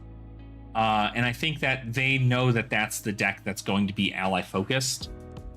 Whereas Illusionist is like, cool, yeah, you can, like, make allies, but it's probably going to be more like, you know, helpful spirits that can block for you a little bit better, as opposed to, like, armies of the dead that deal damage kind of deal. But I don't know. I also don't want to, like, commit to... Luckily, I have a Dead Threads. I own a Dead Threads, so anytime I want to get into Necromancer, it doesn't have to be Pirate. You know, it could be whatever, right? Because the issue that I have right now with Necromancer, which is why I'm not buying into it just yet, is because Necromancer is... The Necromancer that we have right now is a dual class Necromancer.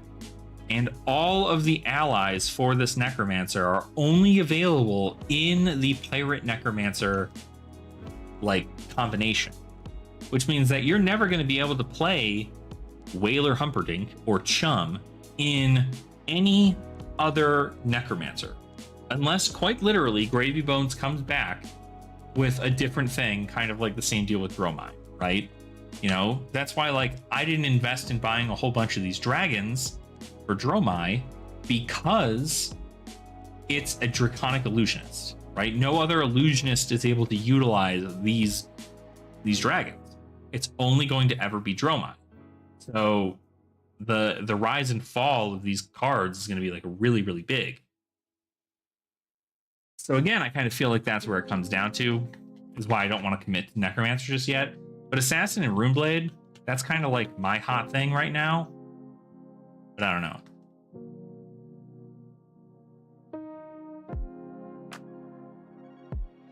Yeah, I would say. And I mean, like, Assassin, that's the other thing too, is that, like, Assassin notably has always kind of had, like, a problem with ally decks because obviously they only really get to send like one big attack, but it's like very disruptive.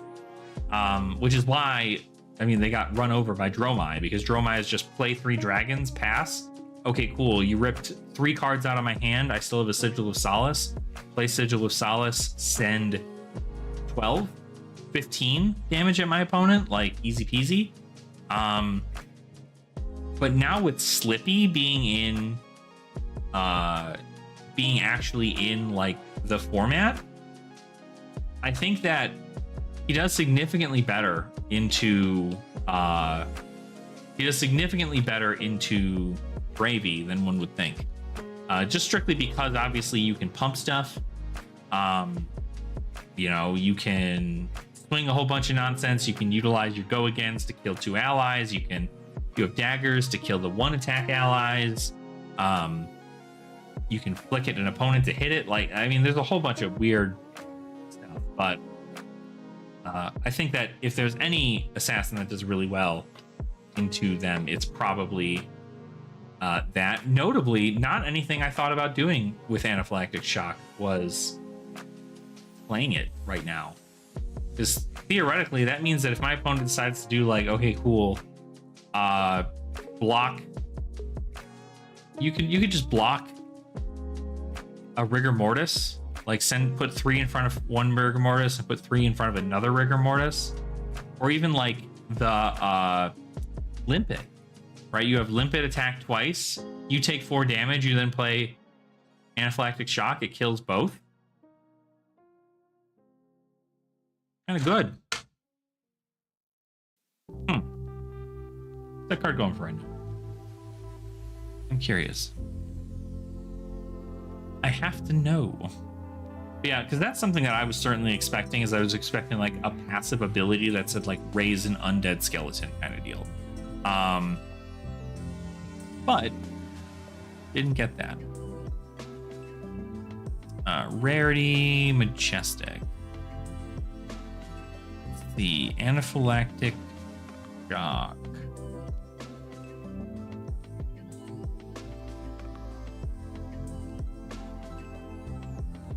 $0.60. That's another thing I love doing, honestly, and this is kind of like my big thing, is I pick up so many of these like incredibly cheap Majestics. Like I pick up like 9 copies, sometimes maybe like 10 copies of each like incredibly cheap Majestic. I just hold them.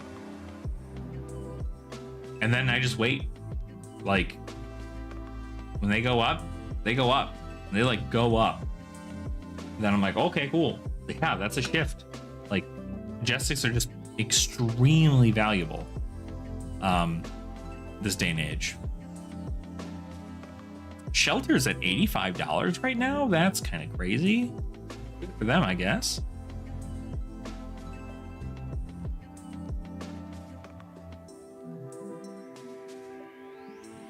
Boiling Fissure. Kiss of Death is cheap too, huh?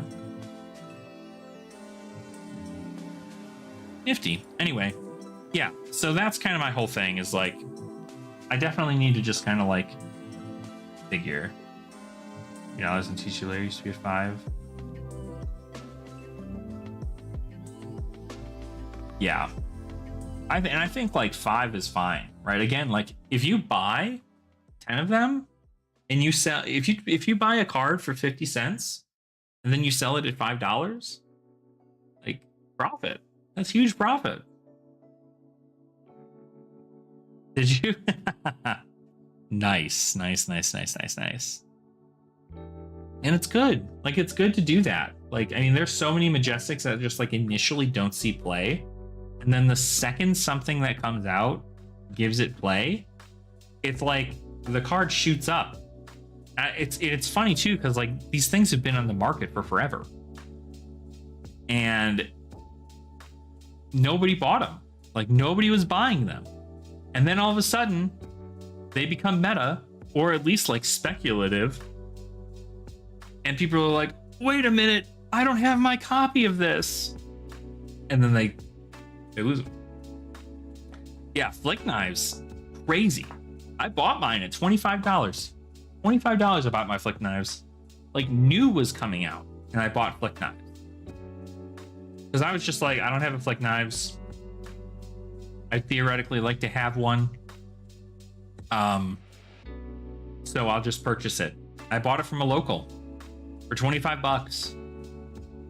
And now it's like insane. Dyadic Carapace was another one too. Dyadic Carapace was just a legendary that was sitting at freaking $10 for the longest time because people were just like, oh, it's just a Temper 2 Arcane Barrier 2. There's nothing like cool about this legendary piece of equipment. All right, I guess I just won't bother buying it. And then next thing you know, you can't find Dustil Dawn anymore. Now Runeblade's really popular. And then Aurora, of course, was just like, oh yeah, I also want a whole fridge for my aggro deck. Sure. Crazy. Yeah, like a lot of these are like pretty inexpensive. I mean, even if you take a look, I don't mean to get like crazy into the market right now, but like take a look at High Seas. Like you take a look at some of these Majestics. Let's do low to high. Deny Redemption's at 10 cents. Escalate Bloodshed's at 29 cents. Riddle's at 31. Breach is at 67. Bam Bam's at $1. Herald. All of these cards, notably, expansion slot cards, which are harder to pull, mind you. So crazy that they're this cheap. Big game trophy shot, like being 80 bones, it is criminal, especially knowing that I could have picked one up for like $15 at US Nationals. The fact that it's going for 80 is insane. Yeah, I mean, Chum, like, you get to run 3 of them.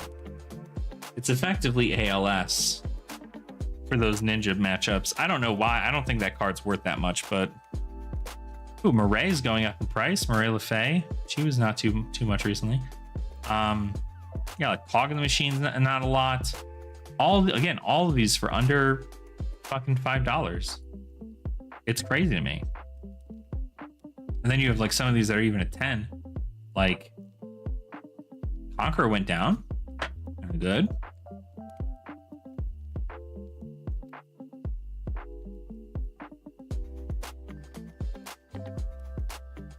Exactly, right? And I think that's fine, honestly. Like, even looking at something like this, right? Like, the fact that freaking, what do you call it? Where the hell is it? I mean, Sunken Treasure is pretty cool. I think Tip the Barkeep should not be this inexpensive. I don't know why that's so inexpensive. But even when you look at cards that are like $5, right? Like Arcane Compliance, Burn Bear being $4. Like, I've seen so many Wizard players around here who are just like, yo, I just fucking kill somebody with Burn Bear. Like, I don't even need to do anything different with it. It's like they literally can't AB anything more than this. Like, great. Generic ends do hold potential. That's why I bought so many of them. Because, fun fact, if you take a look,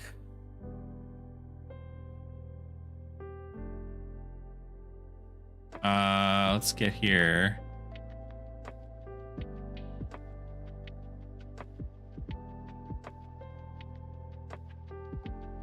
Like, look at all these incredibly cheap Majestics.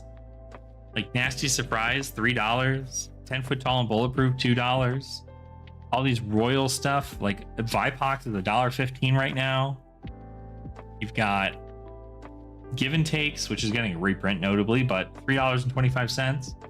Standing Order, like there's no way there's not a world in which this card eventually becomes insane. Obviously, Art of War could come back at some point. I doubt it will, but it could. Rouse the Ancients went up significantly because of Guardians and all that jazz. Dual Threat, I remember when it first came out, was like $1. Yeah, it's just like, it's crazy to me. Like, there's still so much. And yeah, you're right. Like, Cut Through the Facade. Like, the fact this is $6 right now, like, this is kind of insane. I mean, it's gone up a bit. Well, its market price has gone up. Its actual price is not, but not bad. Yeah. Yeah, Vipox is crazy. Vipox is crazy into this. Like, quite literally, is like, okay, cool, yeah, it comes in for 1. It's also good into, like, KO, right? KO, you can bump this into, like, 6. You can literally just, like, pay 4 resources, make this a 6 power. Like, that's good.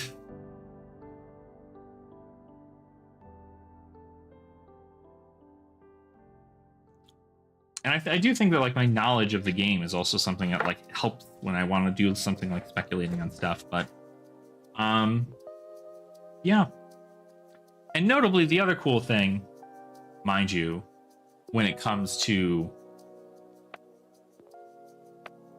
like,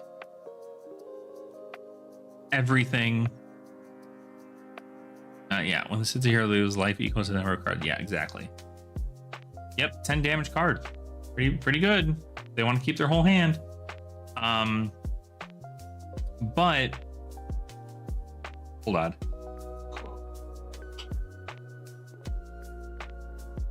Something that I'm thinking about also is, like, I'm trying not to think so hard about Classic Constructed because I play so much Commoner and Clash and Project Blue that I'm often playing budget formats anyway. Most of the content I do on my channel is for budget formats.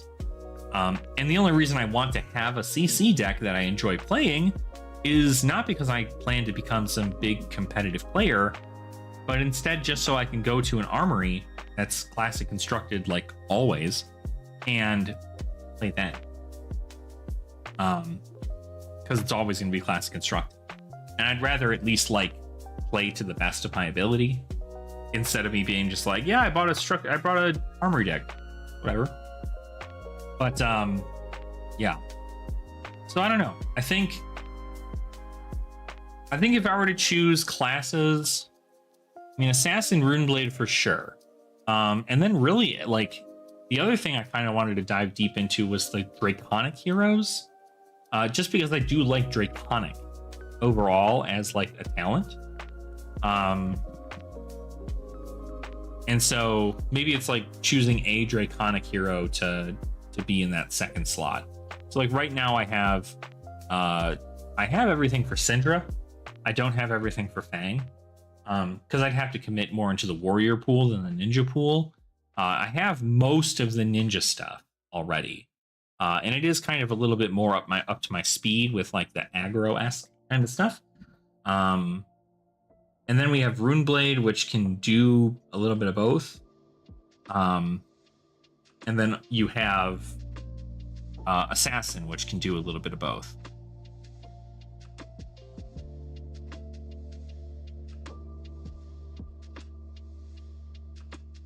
Yeah. True. Yeah, that's the thing, though. That was my whole thing, is I don't know that I'm in love with the Illusionist class. I think I just like Droma for the aesthetic and the way she played, which was a little bit more aggressive, but it kind of was one of those, like, I like to make my opponents think. So, selling Marvel Dragons? Yeah. I mean, I'm definitely not selling the ones I have, because I already have, because I'm 3 cards away from my master set for Uprising. I need my Cold Foil Crown. I need my Marvel Dracona Optimi, and I need my Cold Foil Tiger Strike Shuko. So that's what I'm saving up for next. Which notably also, how much are these going for right now? Crown, Optimi. Oh, Optimi's cheap.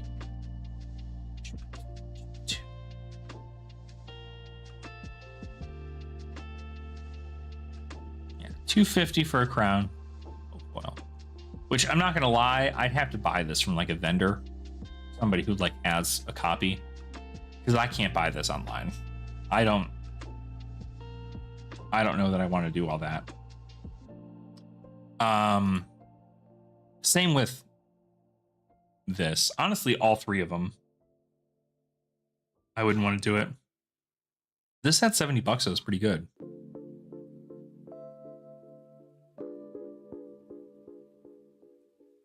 So I can buy this for 70. And then this one in cold foil is probably also, ooh, 60? So it's what, 130 for everything?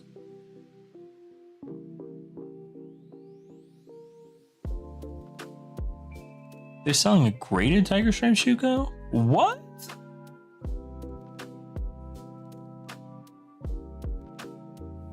They're selling a graded cold foil 9.5 Tiger Stripe Shuko?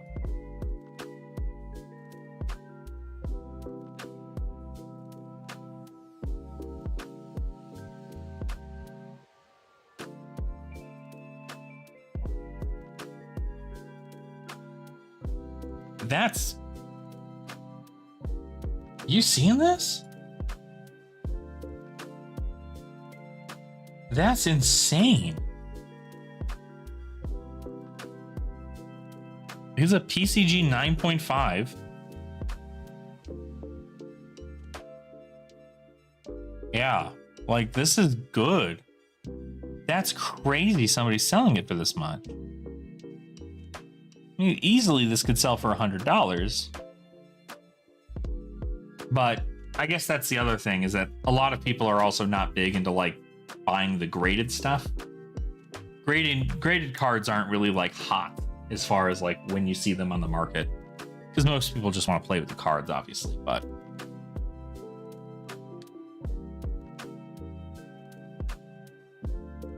yeah, I don't know. Yeah, Assassin playsets make sense to keep. Runeblade playsets make sense to keep.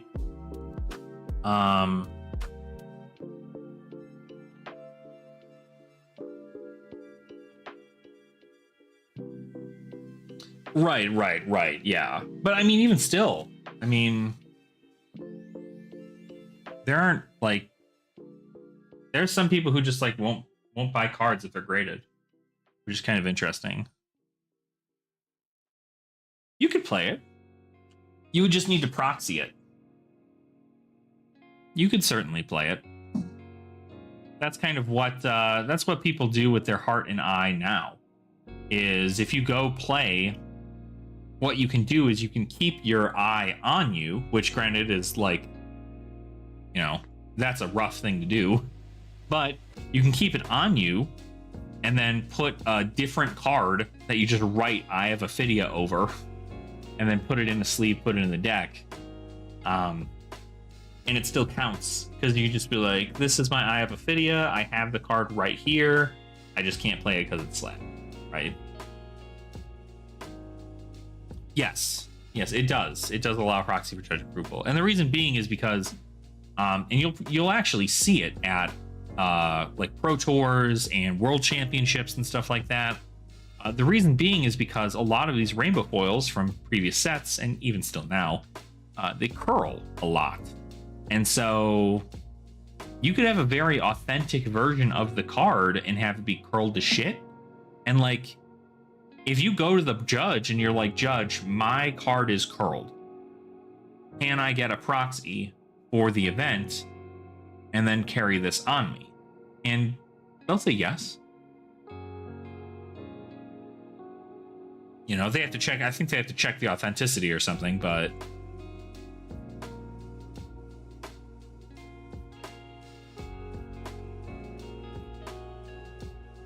yeah, I think that's what it is, though, right? Is that Dromai, there are Prism and Dromai, there are non-foil versions of the cards, and so because there are non-foil versions of the cards, those cards should be represented in your deck, and then your deck should be non-foil if you are dealing with a big curling issue.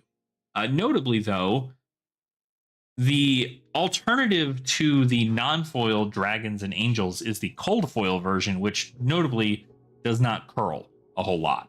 So it's a lot easier to get away with having those inside the main deck. But there are no rainbow foil angels, and there are no rainbow foil dragons. There's no rainbow foil allies. And I think they made that specifically that way because they know that it is going to be the bulk of these people's decks.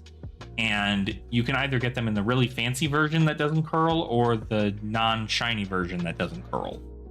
But because there are no non-foil fables, of eye and heart, and you only have the rainbow foil or the cold foil, it is not expected that you have the cold foil version. But if you have the rainbow foil version and you plan to use it in your deck, you would need to make sure to check with a judge and say, hey, I have a slabbed version of eye. Are you cool providing me with a proxy that I could use in my deck? You show them your deck list. They're like, it is here registered in my deck list. I just need to know that I can get that taken care of.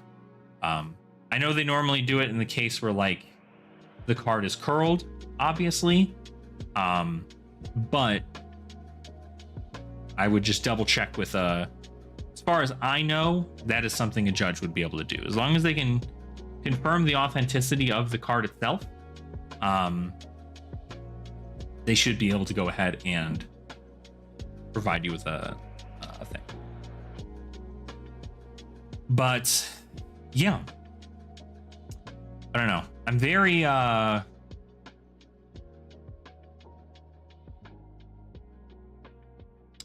rip. Okay. Damn. Yeah, I guess if it is your own action, because I guess, yeah, maybe that makes more sense now. I was like, are you sure? I was like, really? It wouldn't allow that? But I'm like, yeah, I guess technically you yourself are putting it into the slab, and therefore that is something that you are choosing to do with the card. But the card becoming curled is not your fault. And so because of that, they can provide you with a proxy. Damn. Just means you're gonna have to buy another one. Crazy.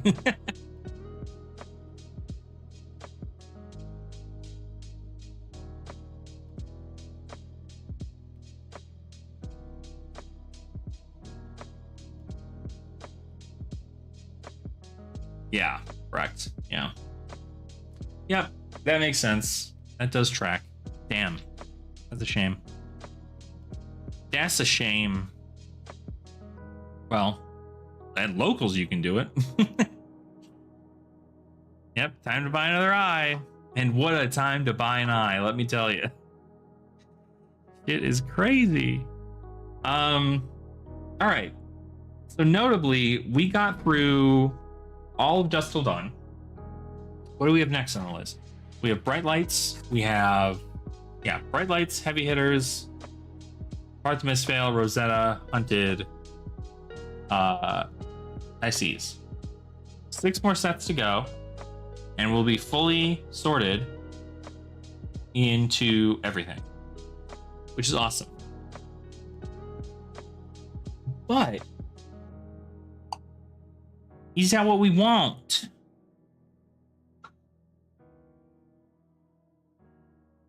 Is it what we want?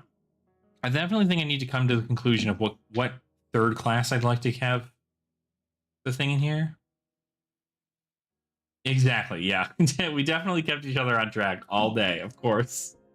Here I am like, well, listen, honestly, the fact I got through Dust Till Dawn I was happy enough, right?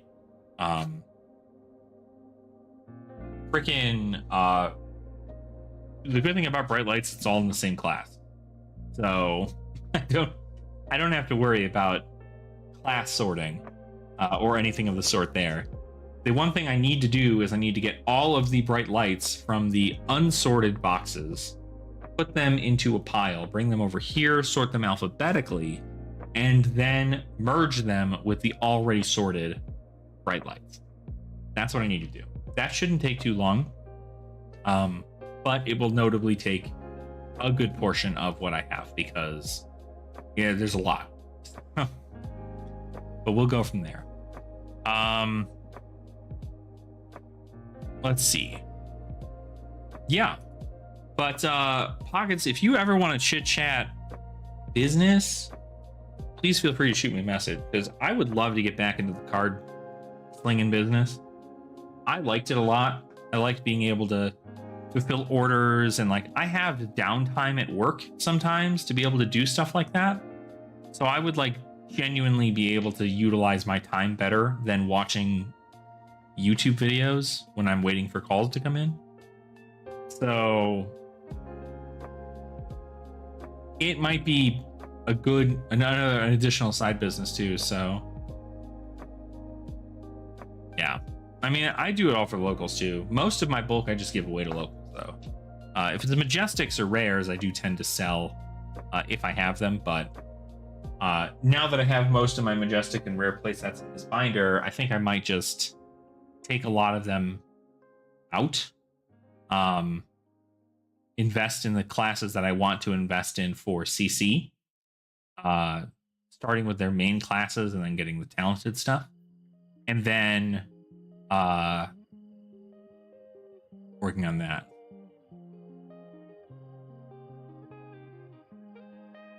Yeah, I work from home 3 days a week. So 2 days I'm in office, 3 days I'm at home.